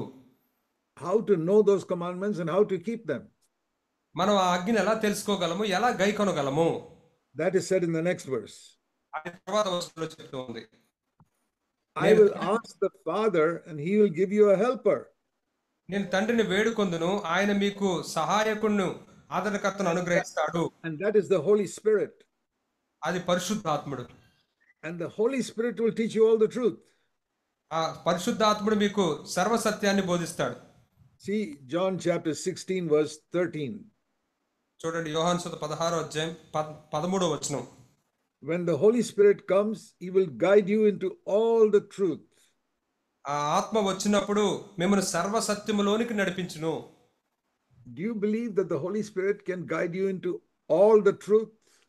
సర్వసత్యంలోనికి మిమ్మల్ని పరిశుద్ధాత్ముడు నడిపించగలడని మీరు నమ్ముతున్నారా? Not suddenly in one day, by little over many years. అకస్మాత్తుగా ఏదో ఒక రోజునే కాదు, కొద్దిగా ఆయన అనేక సంవత్సరాలు నడిపిస్తాడు. But if you don't meditate on the scripture, the Holy Spirit will not lead you. కానీ మీరు లేఖనాలు గనక ధ్యానించకపోతే పరిశుద్ధాత్ముడు మిమ్మల్ని నడిపించడు. So the most important thing you young people must learn to be protected from evil men. కాబట్టి యవనస్తులైన మీరు నేర్చుకోవాల్సింది ఈ దుష్టుల నుంచి మిమ్మల్ని మీరు కాపాడుకోవడానికి ఏంటంటే, and to be protected from evil habits. మరి చెడ్డ అలవాట్ల నుండి, దుష్ట అలవాట్ల నుంచి మీరు Is సంరక్షించుకోవాలి by reading the Bible every day and asking the Holy Spirit to speak to you. ప్రతిరోజు వాక్యాన్ని చదువుతూ పరిశుద్ధాత్ముడిని మీతో మాట్లాడమని అడగడం. Read few verses, maybe 5 or 10 verses a day. కొద్ది వచనాలు, రోజుకి 5-10 వచనాలు అన్న చదవండి. With a prayer, Holy Spirit of God, guide me and lead me. కానీ ప్రార్థన చేసి, పరిశుద్ధాత్మ దేవా నన్ను నడిపించండి, నాకు సలహాలు ఇవ్వండి. During the day, meditate on what you read in the morning. అలాగే ఉదయం మీరు ఏం చదివారో మిగిలిన దినమంతా కూడా దాన్ని ధ్యానించండి. That is what I have done now for 66 years. 66 సంవత్సరాలుగా నేనైతే అది చేస్తూనే ఉన్నాను. It has changed my life. అది నా జీవితాన్నే మార్చివేసింది. It has protected me from so many sins. అనేక పాపాల నుండి నన్ను అది కాపాడింది. It has helped me to serve the Lord for 60 years now. ఇప్పటికి 60 సంవత్సరాలు నేను ప్రభువుని సేవించడానికి అది నాకు సహాయపడింది. Without depending on any man, ఎవరి మీద ఆధారపడకుండా, without ever asking anybody for money, ఎవరిని డబ్బులు అడగకుండా, and trusting God to provide all my need all these years. నా అవసరాలన్నిటి కొరకు ప్రభు మీదే నమ్ముకుని ఆనుకోవడం ద్వారా. When I say that, many people don't believe it. నేను ఆ మాట చెప్పినప్పుడు అనేకులు దీన్ని నమ్మరు. God knows it is the truth. అయితే దేవునికి తెలిసి ఇది సత్యము అని. I am not supported by any man or any organization. నేను ఏ వ్యక్తి చేత గాని, ఏ సంస్థ చేత గాని నాకు సహకారం లేదు. You know, when I was 24 years old, నాకు 24 సంవత్సరాల వయసు ఉన్నప్పుడు, 60 years ago, 60 సంవత్సరాల క్రితం Brother Buxing told me 3 things. సహోదరు బక్సింగ్ గారు నాకు 3 విషయాలు చెప్పారు. He said, remember these 3 things all your life. నీ జీవితం అంతా ఈ 3 విషయాలు జ్ఞాపకం ఉంచుకో. Never tell your needs, your financial, earthly needs to anybody. నీ భూలోక ఆర్థిక అవసరాలను గురించి ఎవ్వరికి చెప్పొద్దు. Your Father in heaven knows your need. He'll take care of it. పరలోకమందున్న నీ తండ్రికి నీ అవసరాలు తెలుసు, ఆయనే చూసుకుంటాడు. That is the first thing that he told me. నాకు చెప్పిన మొదటి విషయం అది ఆయన. And secondly, he said, రెండవదిగా ఆయన నాతో చెప్పింది ఏంటంటే, live very simply. Don't buy any expensive things for yourself. మరి నువ్వు చాలా సామాన్యంగా జీవించి నీ కొరకు ఖరీదైనవేమి కొనుక్కోవద్దు. Don't waste money like all the other Christians do. మిగతా క్రైస్తవులు చేసినట్లుగా డబ్బును వృధా చేయొద్దు. That also I have followed for 60 years. దాన్ని కూడా 60 సంవత్సరాలుగా నేను అనుసరిస్తూనే ఉన్నాను. I never wasted money buying expensive clothes. ఖరీదైన దుస్తులు కొనుక్కోవడం ద్వారా నేను ఎన్నడూ డబ్బులు వృధా చేయలేదు. I lived very simply in India. I never owned a car. I only had a scooter. నేను భారతదేశంలో చాలా సామాన్యంగానే జీవించాను. ఎన్నడూ నేను కారు నడపలేదు, స్కూటర్ మీద వెళ్ళేవాడిని. There's nothing wrong in owning a car. అయితే కారు కలిగి ఉండడం ఏం తప్పు కాదు, But I never had the money. కానీ నా దగ్గర ఎప్పుడు డబ్బులు లేవు. So I lived with a scooter and I was very happy. అందుచేత నేను స్కూటర్తోనే ఉండేవాడిని. నేను ఎంతో సంతోషంగా ఉన్నాను. What I mean is, be content with whatever God has given you. నేనేం చెప్పాలనుకుంటున్నానంటే, దేవుడు మీకు ఏది ఇచ్చాడో దాంతో మీరు తృప్తి కలిగి ఉండండి. Covetousness means to desire more and more and more of what you don't have. దురాశ అంటే ఏంటి? నీకు కలిగి లేని దాన్ని ఇంకా ఎక్కువ పొందుకోవాలి అనుకోవడం. The world is full of people who want more and more of what God has not given them. దేవుడు వారికి ఇవ్వనిది ఇంకా ఎక్కువ కావాలనుకునే వారి చేత ఈ లోకం నిండి ఉంది. Very easy for you to be young people to be tested like that. యవనస్తులైన మీరు ఆ విధంగా పరీక్షించబడడం అనేది చాలా తేలిక. Yeah, I'll come back to that. But the third thing Bhakt Singh said was, దాని దగ్గరికి మరలా వస్తానైతే ఆయన చెప్పిన మూడో విషయం ఏమిటంటే, if people accuse you, just keep quiet. Don't answer them. ప్రజలు నిన్ను నిందించినప్పుడు వారికి నువ్వు జవాబు ఇవ్వద్దు, మౌనంగా ఉండిపో. I'll never forget those three things he told me. ఆయన నాకు చెప్పిన ఆ మూడు విషయాలు నేను ఎన్నడూ మర్చిపోను. 60 years ago, I followed it. All these 60 years. సంవత్సరాల క్రితం ఆయన ఇచ్చిన సలహా నేను దాన్ని అనుసరించాను. Don't tell your earthly needs to anybody but your heavenly Father. నీ భూలోక అవసరాల గురించి భూమి మీద ఉన్న ఎవరికి చెప్పొద్దు, నీ పరలోకమందున్న తండ్రికే చెప్పు. And live very simply. Don't buy unnecessary things.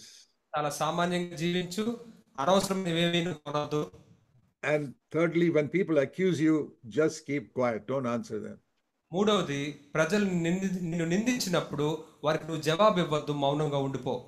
So that has blessed me tremendously. అది నన్ను ఎంతగానో దీవించింది.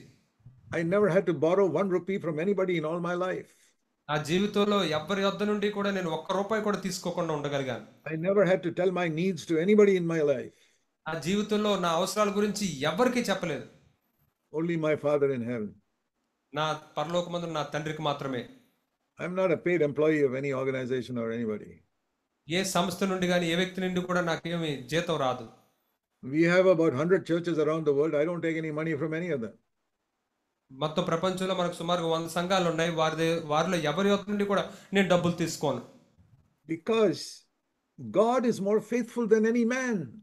ఎందుకంటే ఏ వ్యక్తి కంటే కూడా దేవుడు ఎంతో నమ్మకమైన వాడు. And when you trust God for earthly things, it's a real test of whether you have faith in God or not.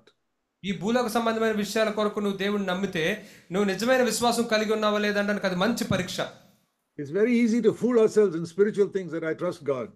మరి ఆత్మీయమైన విషయాల గురించి మనం నమ్మకం కలిగి ఉండడం అనేది ఎంతో ఆత్మీయంగా అనిపించవచ్చు.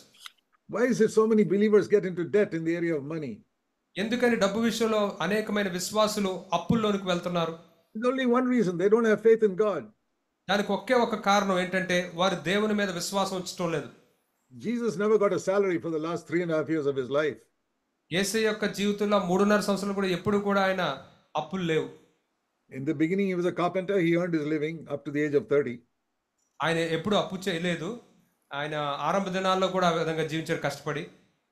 He was a carpenter up to the age of 30. ఆయన 30 సంవత్సరాల వయసు వరకు ఆయన వడ్రంగివానిగానే జీవించాడు. Then he earned his living. ఆ విధంగా ఆయన జీవనోపాధిని But సంపాదించుకున్నాడు. afterwards, he trusted the Father to take care of him. ఆ తర్వాత ఆయన గురించి జాగ్రత్త తీసుకోవడానికి తండ్రిని నమ్ముకున్నాడు. And he never starved because of that. దాని విషయమే ఆయన అన్నడు ఆకలి కొని లేడు. And he says, follow me. మరియు ఆయన నన్ను వెంబడించండి అని చెప్తున్నాడు. Now, 99% of God's people have an earthly job. That's good. 99% భూలోక ప్రజలందరికీ కూడా ఉద్యోగాలు ఉంటూ ఉన్నాయి. But less than 1% of people God calls to full-time work. అయితే విశ్వాసుల్లో 1% మంది మాత్రం దేవుడు పూర్తికాల పరిచర్యకు పిలుస్తూ ఉంటాడు. They must trust him. అది వారిని పరీక్షిస్తూ ఉన్నాడు. And even if you work in a secular job, you must trust in God. మీరు లౌకికమైన ఉద్యోగం చేస్తున్నప్పటికీ కూడా మీరు దేవుడి మీద నమ్మకం కలిగి ఉండాలి. I find so many people in secular jobs go around borrowing money. అయితే లౌకికమైన ఉద్యోగం చేస్తున్న అనేకులు డబ్బులు అప్పుగా తీసుకోవడం నేను చూస్తూ ఉన్నాను. Why is that? Is it because the Heavenly Father doesn't care for them? ఎందుకని? వారి యొక్క పరలోకపు తండ్రి వారి గురించి పట్టించుకోవట్లేదా? Dear young people, be very, very faithful with money. ప్రియ యవనస్తులారా, మీరు డబ్బు విషయంలో చాలా చాలా నమ్మకస్తులుగా ఉండండి. Don't love money. డబ్బుని ప్రేమించొద్దు. It will destroy your life and you will not be able to love God. అది మీ జీవితాన్ని నాశనం చేస్తుంది. మీరు దేవుని యొక్క చిత్తాన్ని చేయలేరు. So, if we want to follow the Lord, కాబట్టి మీరు దేవుణ్ణి వెంబడించాలనుకుంటే we must not desire something God has not given us. దేవుడు మనకి ఇవ్వని దాన్ని మనం ఆశించకూడదు. When you see other people around you in the world buying this, buying that, buying the other thing, you'll also want to buy it. ఈ లోకంలో మీ చుట్టూ ఉన్న వాళ్ళు ఇది అది కొనుక్కుంటూ ఉన్నప్పుడు మీరు కూడా అది కొనుక్కోవాలనుకుంటూ ఉంటారు. And then you get into debt. ఆ తర్వాత మీరు అప్పుల్లోకి వెళ్తారు. Very dangerous. ఎంతో ప్రమాదకరం. To desire something is called covetousness in the Bible. ఆ విధంగా ఆశించడం అనే దాన్ని బైబిల్లో ఏమని పిలుస్తుందంటే దురాశ. See what it says in Colossians chapter 3. కొలస్సీయులకు రాసిన పత్రిక 3వ అధ్యాయంలో ఏం చెప్తుందో చూడండి. Covetousness or greed. What is it? ఈ దురాశ, అత్యాశ అనేది ఏం చెప్తుంది? Colossians 3 verse 5.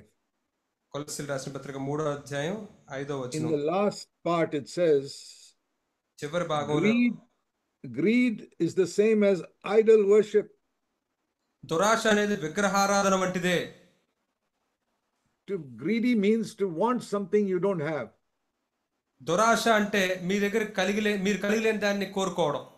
You see some other young person has something and you want that and you don't have it. వేరే యవనస్తుడు పలానాది నువ్వు కలిగి ఉన్నాడు, మీరు కూడా అది కలిగి ఉండాలనుకుంటారు. Or when you get married, you see some other family having something and you don't have it. మీకు వివాహం అయిన తర్వాత వేరే కుటుంబస్తులు ఒకరు కలిగి ఉన్నారు, మీ దగ్గర లేదు, అప్పుడు మీరు ఇది కావాలనుకుంటారు. So many ladies, they always want to get new sarees, even though they got so many sarees in their house. మరి ఈ దినాలు ఆడవాళ్ళు మనం చూస్తే వాళ్ళ దగ్గర ఎన్నో చీరలు ఉన్నప్పటికీ ఇంకో కొత్త చీర కావాలనుకుంటారు. You young girls, I tell you, you will ruin yourself if you go that way. యవనస్తులైన అమ్మాయిలు మీతో చెప్తూ ఉన్నారు, మీరు ఆ మార్గంలో వెళ్తే మిమ్మల్ని మీరు నాశనం చేసుకుంటారు. You keep on desiring more and more sarees when you already have plenty. It is idol worship. మీ దగ్గర ఇప్పటికే అనేక చీరలు ఉన్నప్పటికీ ఇంకా చీరలు కావాలనుకుంటే మీరేం చేస్తున్నారంటే విగ్రహారాధన చేస్తున్నారు. Be satisfied with what God has given you. దేవుడు మీకు ఏమి ఇచ్చాడో దాంతో తృప్తి కలిగి ఉండండి. I am telling you from my example of 60 years of full-time Christian work. 60 సంవత్సరాలు పూర్తి కాలపు క్రైస్తవ పరిచారకుడిగా ఉండి నా అనుభవంలో నుంచి ఈ మాటలు చెప్తూ ఉన్నాను. I never wanted to what other people have. ఇతరులు కలిగి ఉన్నది నాకు కావాలని నేను ఎన్నడూ కోరుకోలేదు. When God gave me little, I lived with little. దేవుడు నాకు కొద్దిగా ఇచ్చినప్పుడు ఆ కొద్దిగతోనే జీవించాను. For the first 4 years of our married life, we were so poor that we could not even rent a house. మాకు వివాహమైన మొదటి 4 సంవత్సరాలు మేము ఎంత భేదవాళ్ళం అంటే ఆఖరికి ఒక అద్దెగా ఇల్లు కూడా తీసుకోలేనంత భేదవాళ్ళం. We had to live in one small room of my father's house, which was vacant.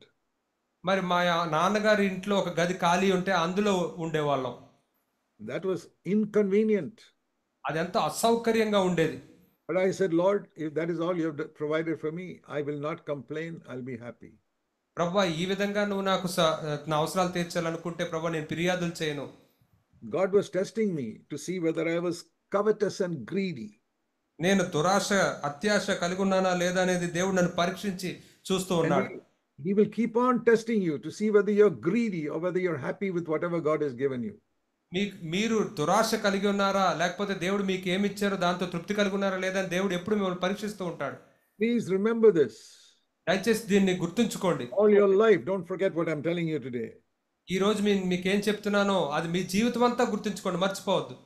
When you desire what God has not given you, దేవుడు మీకు ఇవ్వని దాన్ని మీరు కోరుకున్నప్పుడు, when you look at what other person has and you want it and God has not given you that, వేరే వ్యక్తి దగ్గర ఉన్నది దేవుడు నీకు ఇవ్వనిది అది కావాలని నువ్వు కోరుకున్నప్పుడు, and you borrow money to buy it, దాన్ని కొనుక్కోవడానికి నువ్వు డబ్బులు అప్పుగా తెచ్చుకున్నప్పుడు, you keep on wanting what other people have, ఇతరులు కలిగి ఉన్న దాన్ని నాకు కావాలని నువ్వు అడిగితే, keep on wanting to buy more and more expensive clothes, ఇంకా ఖరీదైన వస్త్రాలని ఇంకా ఎక్కువ కొనుక్కోవాలి అనుకుంటే, Let me tell you, according to 2 Corinthians 3, verse 5.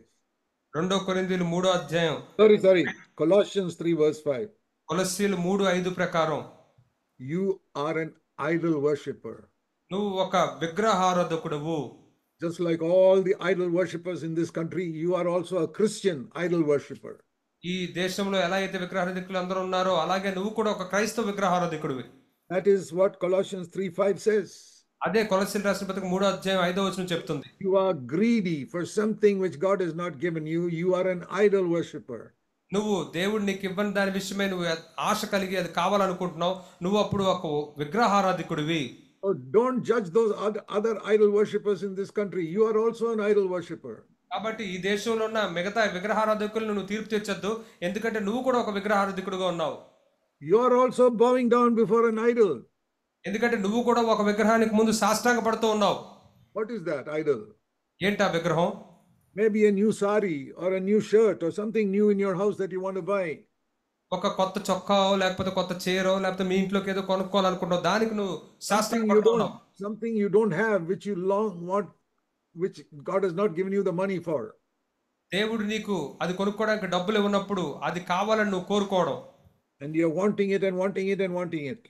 నీకు అది కావాలి కావాలి కావాలని నువ్వు అనుకున్నప్పుడు Kill that desire. ఆ యొక్క ఆశను చంపండి. Because it says here, because of this idol worship, Colossians 3:6, the judgment of God will come on people.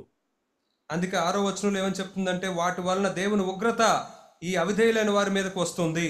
It says God is angry with such people, verse 6. 6వ వచనంలో దేవుడు అటువంటి వారి విషయమే ఎంతో కోపంగా ఉగ్రత కలిగి ఉన్నాడు. I don't want God to be angry with me. నా మీద దేవుడు కోపంగా ఉండాలని నేను కోరుకోవటం లేదు. And it says here, if you are greedy, you worship idols and God will be angry with you. ఇక్కడ ఏం చెప్తుందంటే నువ్వు గనక దురాశ కలిగి ఉంటే నువ్వు ఒక విగ్రహారాధకుడు, అప్పుడు దేవుడు నీ మీద ఉగ్రత కలిగి ఉంటాడు. What is he saying? I'm a Christian and singing songs on Sunday. If you're worshiping idols during the week. నేను ఒక క్రైస్తవుని అని చెప్పి ఆదివారం నువ్వు పాటలు పాడితే ఉపయోగం ఏముంది? వారం అంతా నువ్వు విగ్రహారాధన చేస్తూ ఉంటే. So let's turn back to 2 Peter chapter 3. మనం మరలా 2 పేతురు 3వ అధ్యాయానికి వద్దాం.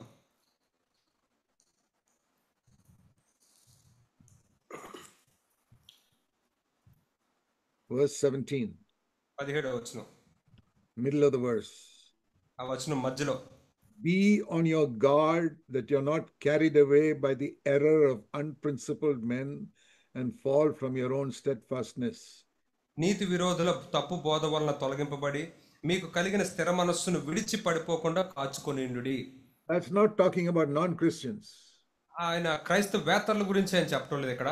There are many Christians today, ఈ దినం అనేక మంది క్రైస్తవులు, many Christian preachers అనేక మంది క్రైస్తవ బోధకులు who are greedy, దురాశ కలిగిన వారు, who always want money from people. ప్రజల నుండి ఎప్పుడు డబ్బులు కావాలని కోరుకునేవారు. There are preachers who are always visiting homes in order to get money from people. మరి ప్రజల యొద్ద నుండి డబ్బులు పొందుకోవడానికి ఇళ్లను దర్శించే బోధకులు ఉంటున్నారు. I saw that in many assemblies. చాలా సమాజంలో నేను చూశాను. How so many so-called, they call themselves God servants, but they'll go and visit the rich people's homes. అయితే తమను తాము దైవ సేవకులను పిలుచుకుంటారు, కానీ ధనికులైన వారి ఇంటికి వెళ్తూ ఉంటారు. I saw that and I said, Lord, please save me from let me never be this type of God servant. అప్పుడు నేను ప్రార్థించి, ప్రభువా ఇటువంటి వ్యక్తిగా నేను ఎన్నడూ ఉండకుండా నన్ను కాపాడు అని అడుగుతాను. Yeah, they preached from the pulpit, but they used to keep visiting rich people's homes in order to get money.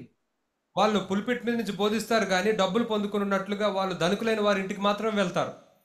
They were greedy. వాళ్ళు దురాశ కలిగి ఉన్నారు. So they were idol worshippers. కాబట్టి వారు విగ్రహారాధికులు. And we read the anger of God is against such people. We read that in Colossians 3. ఇప్పుడు మనం చదివాం కొలస్సీయులకు రాసిన పత్రిక 3వ అధ్యాయంలో దేవుని యొక్క ఉగ్రత అటువంటి వారి మీద ఉంది. These are the unprincipled men referred to here in verse 17 in this chapter. ఈ అధ్యాయంలో ఈ 17వ వచనంలో వీళ్ళే ఈ నీతి విరోధులు తప్పు బోధలు చేసేవారు.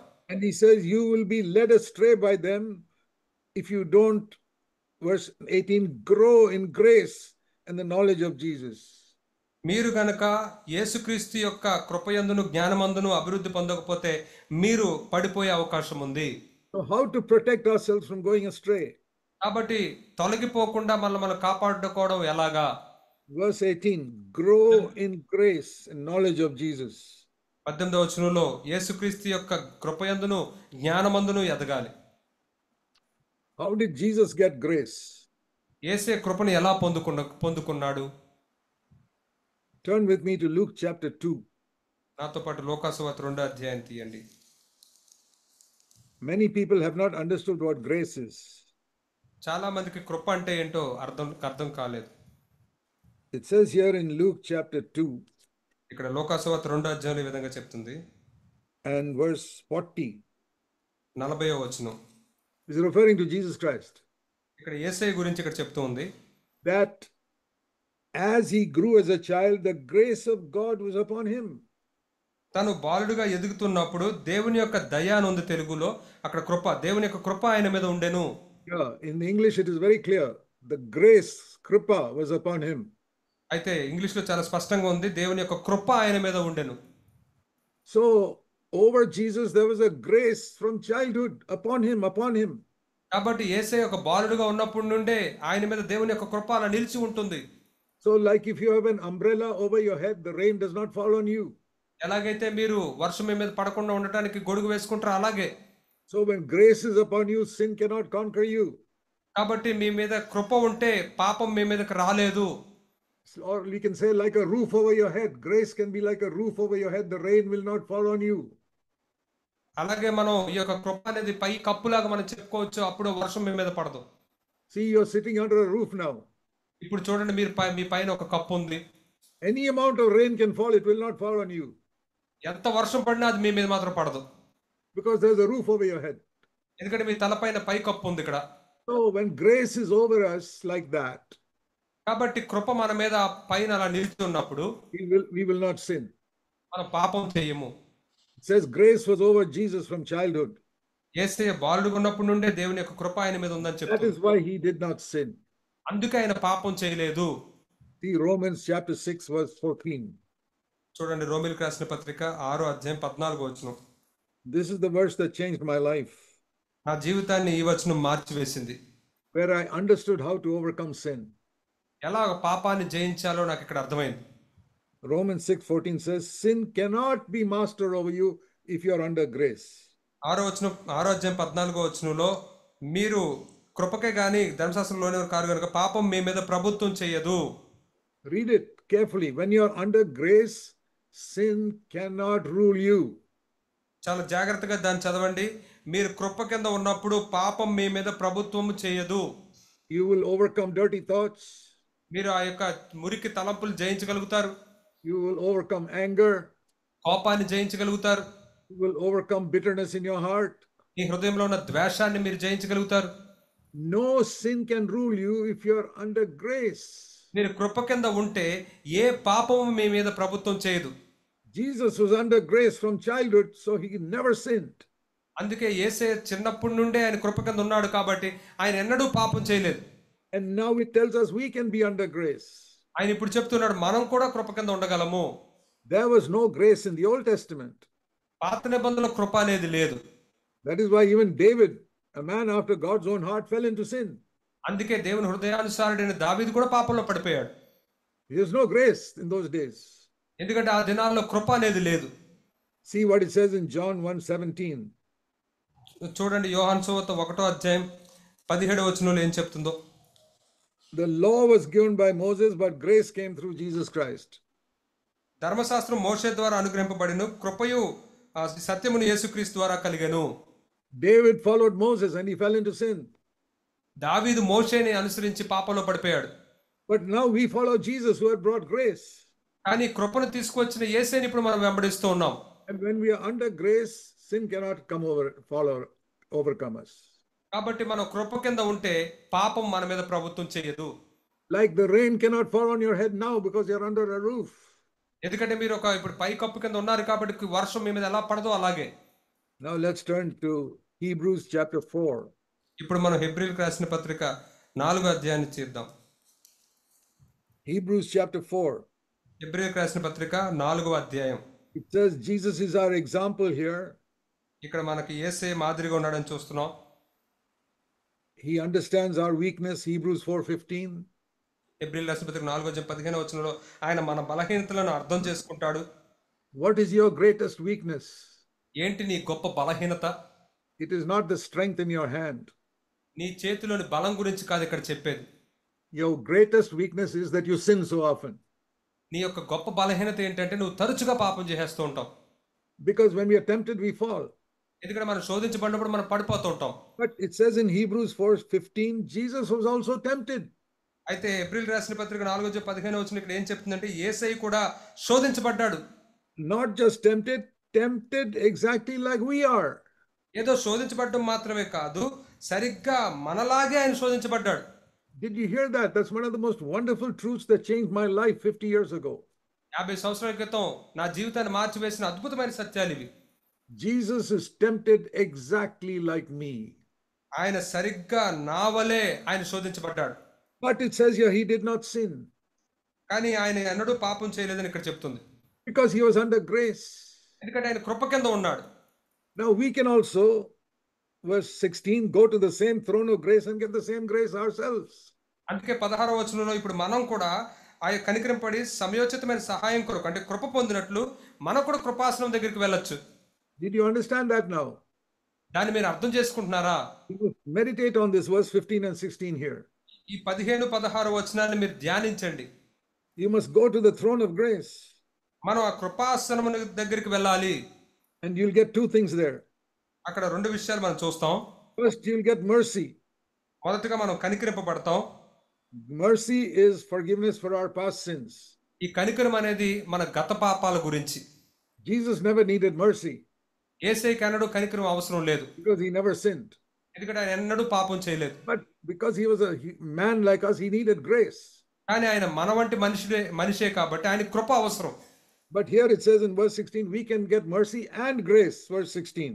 అయితే ఇక్కడ 16వ వచనంలో మనకి కనికరము మరియు కృప మనం పొందుకుంటామని And it చెప్తున్నాడు. says that grace will help us, verse 16, in the time of our need. మరియు ఈ యొక్క కృప మనకు సమయోచితమైన సహాయం చేస్తుంది. What is the time of your need? ఏంటి మీకు కావాల్సిన సమయోచితమైన సహాయం? Not the need for money, ఏదో డబ్బు కోసం కాదు, the need for power to overcome sin. పాపాన్ని జయించడానికి కావాల్సిన శక్తి. Do you believe the greatest need in your life is not for money, but to power to overcome sin? మీ జీవితంలో గొప్ప అవసరత జీవించడానికి డబ్బులు కాదు, పాపాన్ని జయించడానికి కృప అని మీరు గుర్తించారా? So many people are wanting more and more money, more and more money. అనేక మంది నాకు చాలా ఎక్కువ డబ్బులు కావాలి, ఎక్కువ డబ్బులు కావాలనుకుంటూనే ఉన్నారు. And Christians, and they keep on living in sin. క్రైస్తవులు వారు ఇంకా పాపంలో జీవిస్తూనే ఉంటున్నారు. Hey, husband and wife shout at each other in the house. ఇంట్లో భార్య భర్తలు ఒకరి మీద ఒకరు అరుచుకుంటున్నారు. They do so many unrighteous things to make money in the office. పని చేసే చోట డబ్బులు సంపాదించుకోవడం కోసం ఎన్నో అన్యాయ పనులు చేస్తున్నారు. They fight with their neighbors, fight with people in the office. పొరుగు వారితో పోట్లాడుతూ ఉన్నారు, ఆ ఆఫీస్ లో పోట్లాడుతూ ఉన్నారు. They are anxious and worried so much. ఎంతో చింతిస్తూ ఉన్నారు, వేదన పడుతున్నారు, ఆలోచిస్తూ ఉన్నారు. Even when they go to bed at night, they keep on thinking of how to harm other people and do evil to others. పడుకోవడానికి పడక మీదకి వెళ్ళినప్పుడు కూడా ఎలా ఇతరులకి హాని చేయాలి, ఎలాగా ఇతరులని ఇబ్బంది పెట్టాలని ఆలోచిస్తూ ఉంటారు. And they call themselves Christians. కానీ వారు తమను తాము క్రైస్తవులను పిలుచుకుంటున్నారు. What a great need there is in our life to be free from sin. పాపం నుంచి విడిపించబడడానికి ఎంత అవసరత వారి జీవితాల్లో ఉంది. To have a pure thought life. స్వచ్ఛమైన పవిత్రమైన ఆలోచన జీవితాన్ని కలిగి ఉంటాం. To have pure eyes. పవిత్రమైన కళ్ళును కలిగి ఉండటం. Nowadays there's so much filthy pictures that you can see on your phone or the computer. మీ ఫోన్లోను మీ కంప్యూటర్లో ఈ దినాల్లో ఎన్నో మురికి చిత్రాలు మీరు చూడొచ్చు. You see all that and then come to the church to pray, worship God. మీరు అవన్నీ చూస్తూ ఉండి దేవుని ఆరాధించడానికి మీరు దేవుని సంఘానికి వస్తూ ఉన్నారు. You go to God and say, Lord, I am a hypocrite. మీరు దేవుడి దగ్గరికి వెళ్ళి చెప్పండి, దేవా నేను ఒక వేషధారుణ్ణి. I'm watching filthy pictures somewhere and coming here to worship you. నేను ఇంట్లో ఫోన్లోనేమో మురికి చిత్రాలు చూసి ఇక్కడ ఆరాధించడానికి నీ దగ్గరికి వస్తున్నాను. Please deliver me. ప్రభువా నన్ను విడిపించండి. Says here, come to the throne of grace to get grace to help you in your time of need. కాబట్టి సమయోచితమైన సహాయం కొరకు కృప పొందినట్లు ధైర్యంతో కృపాసనం వద్దకు వెళ్ళాలి. What should you do, young people, when you're tempted to see a filthy picture on your computer or phone? కంప్యూటర్లో కానీ ఆ ఫోన్లో కానీ ఆ మురికి చిత్రం చూడడానికి శోధించబడినప్పుడు యవనస్తులని మీరు ఏం చేయాలి? Run away from it. అక్కడ నుండి దూరంగా పారిపోండి. Close the computer, switch off the phone. ఆ కంప్యూటర్ని మూసివేయండి లేదా ఫోన్ ఆపేయండి.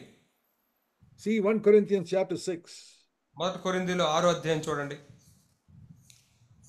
1 Corinthians 6 verse 18. మొదటి కొరింథీయులు 6వ అధ్యాయం 18వ వచనం. Very important verse. చాలా ప్రాముఖ్యమైన వచనం. Flee from immorality. జారత్వమునకు దూరంగా పారిపోవుడి. There's a lot of immorality on phones and computers these days. ఈ దినాల్లో ఈ యొక్క కంప్యూటర్లో ఫోన్లో ఎంతో జారత్వం జరుగుతుంది. Lot of immorality on the internet. అలాగే ఇంటర్నెట్లో కూడా జారత్వం జరుగుతుంది. What should you do? నువ్వేం చేయాలి? Whenever immorality comes up, it says run away. ఎప్పుడైనా జారత్వం అనేది పైకి వచ్చినప్పుడు అక్కడి నుంచి నువ్వు పారిపోవాలి. When the devil comes, the Bible says resist the devil, he will flee from you.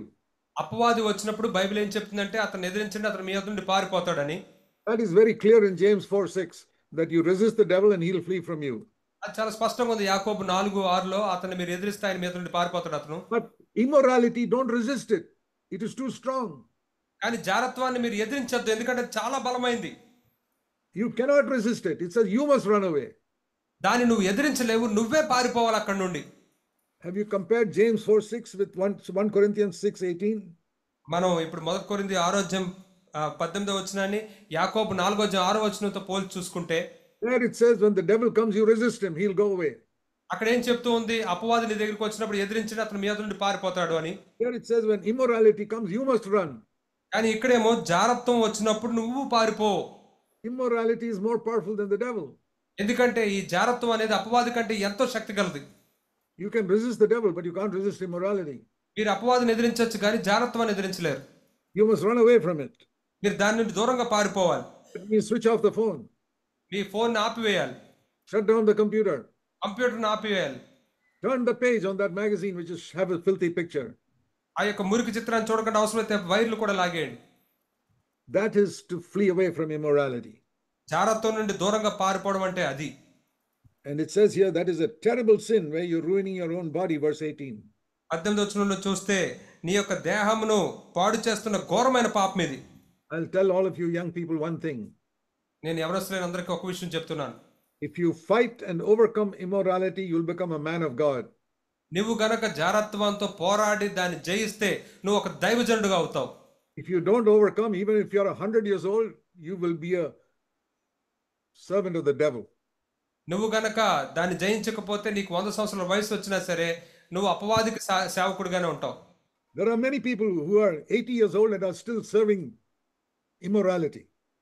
చాలా మంది ఉంటూ ఉన్నారు, వారికి 80 సంవత్సరాల వయసు వచ్చినా సరే ఇంకా ఆ యొక్క జారత్వాన్ని సేవిస్తూ ఉన్నారు.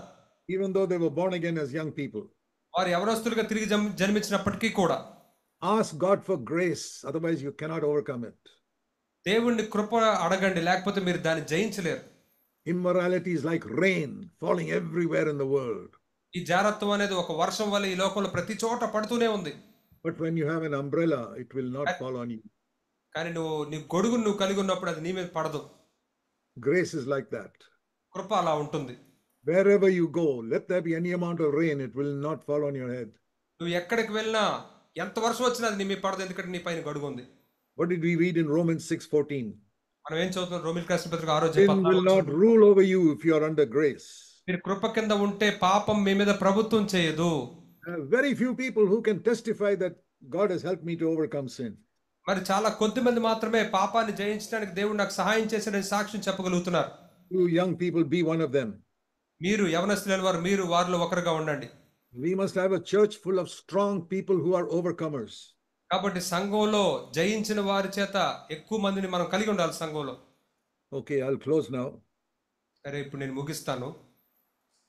2 Peter chapter 3, 2 పేతురు 3వ అధ్యాయం verse 17. 17వ వచనం. There's a very important phrase here. Be on your guard that you're not carried away by the error of unprincipled men. ఇక్కడ ఒక హెచ్చరిక ఉంది. ఏంటంటే నీతి విరోధుల తప్పుబోధ వలన తొలగిపోకుండా మీరు కాచుకోండి. Be on your guard. కాచుకోండి. Always be on your guard against immorality. ఎల్లప్పుడూ జారత్వానికి వ్యతిరేకంగా మీరు జాగ్రత్తగా కాచుకుంటూ ఉండాలి. Against bitterness. ద్వేషానికి వ్యతిరేకంగా, Against any unloving thought. ప్రేమించలేని ఎటువంటి తలపు విషయంలో అయినా సరే. Dear young people, God needs you in these days. ప్రియ యవనస్తులారా, దేవుడికి ఈ రోజు మీరు అవసరము. God needs you because the world is full of servants of the devil. ఎందుకంటే ఈ లోకమంతా కూడా అపవాది సేవకుల చేత నిండిపోయి ఉంది. దేవుడికి మీరు అవసరం. You decide, I'm going to be a servant of God. నేను దేవుడికి సేవకుడుగా ఉంటాను, సేవిస్తాను అని చెప్పి మీరు నిర్ణయం తీసుకోండి. You don't have to give up your job. In your secular job, you can be a servant of God. మీరు మీ ఉద్యోగాలు విడిచిపెట్టక్కర్లేదు. మీరు లౌకిక ఉద్యోగాలు మీరు చేసుకోవచ్చు. అయినప్పటికీ మీరు దేవుడికి సేవించవచ్చు. Jesus was a servant of God even when he was a carpenter making stools and benches. యేసయ్య ఒక వడ్రంగి వానుగా బల్లలు ఆ కుర్చీలు చేస్తున్నప్పుడు కూడా దేవుడిని సేవించాడు. God bless you. దేవుడు మిమ్మల్ని దీవించును గాక. I have shared my heart with you. నా హృదయంలో ఉన్నదంతా మీతో పంచుకున్నాను. I hope you will take it seriously. దీన్ని మీరు తీవ్రంగా తీసుకుంటారని ఆశిస్తున్నాను. Let us pray. మనం ప్రార్థించుకుందాం. While our heads are bowed in prayer, మన యొక్క తలలు ప్రార్థనలో వంచి ఉండగా, first of all, if you have got anything against anybody, forgive them now. మొట్టమొదటిగా ఎవరి మీదైనా మీకు వ్యతిరేకంగా ఏదైనా ఉంటే దయచేసి వారిని క్షమించండి. Otherwise, God will not listen to your prayer. లేకపోతే దేవుడు మీ ప్రార్థన వినడు. And if you have hurt anybody, please go and ask their forgiveness as soon as possible.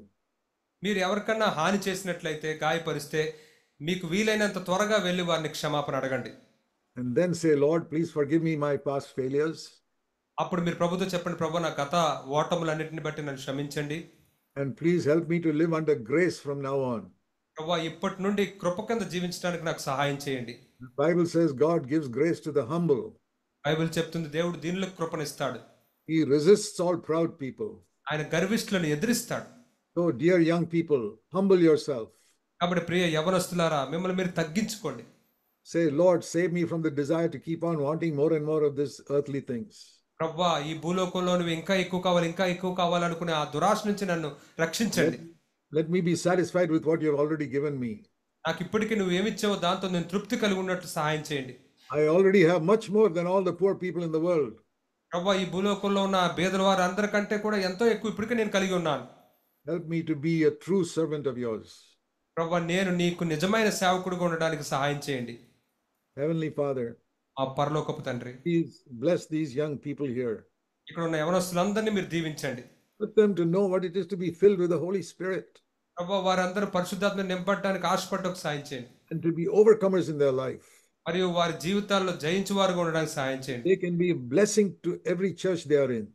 ప్రభువా, వారు ఉంటున్న సంఘాల్లో వారు దీవెనకరంగా ఉండడానికి సహాయం చేయండి. Commit them all to you. వారందరినీ నీకు అప్పగిస్తూ ఉన్నాం. Let them never forget what they heard today. ఈ దినం ఏం విన్నారో అది ఎన్నడూ వారు మర్చిపోకుండా సహాయం చేయండి. Pray in the name of our Lord Jesus Christ. యేసు క్రీస్తు వారి ప్రభు వారి నామంలో మేము ప్రార్థిస్తున్నాం. Amen. Amen. Thank you, brothers and sisters, for listening to me. నా మాటలు విన్నందుకు మీకు వందనాలు సహోదరులారా. And thank you, dear brother, for a first-class translation also. It's my privilege serving you. Thank you.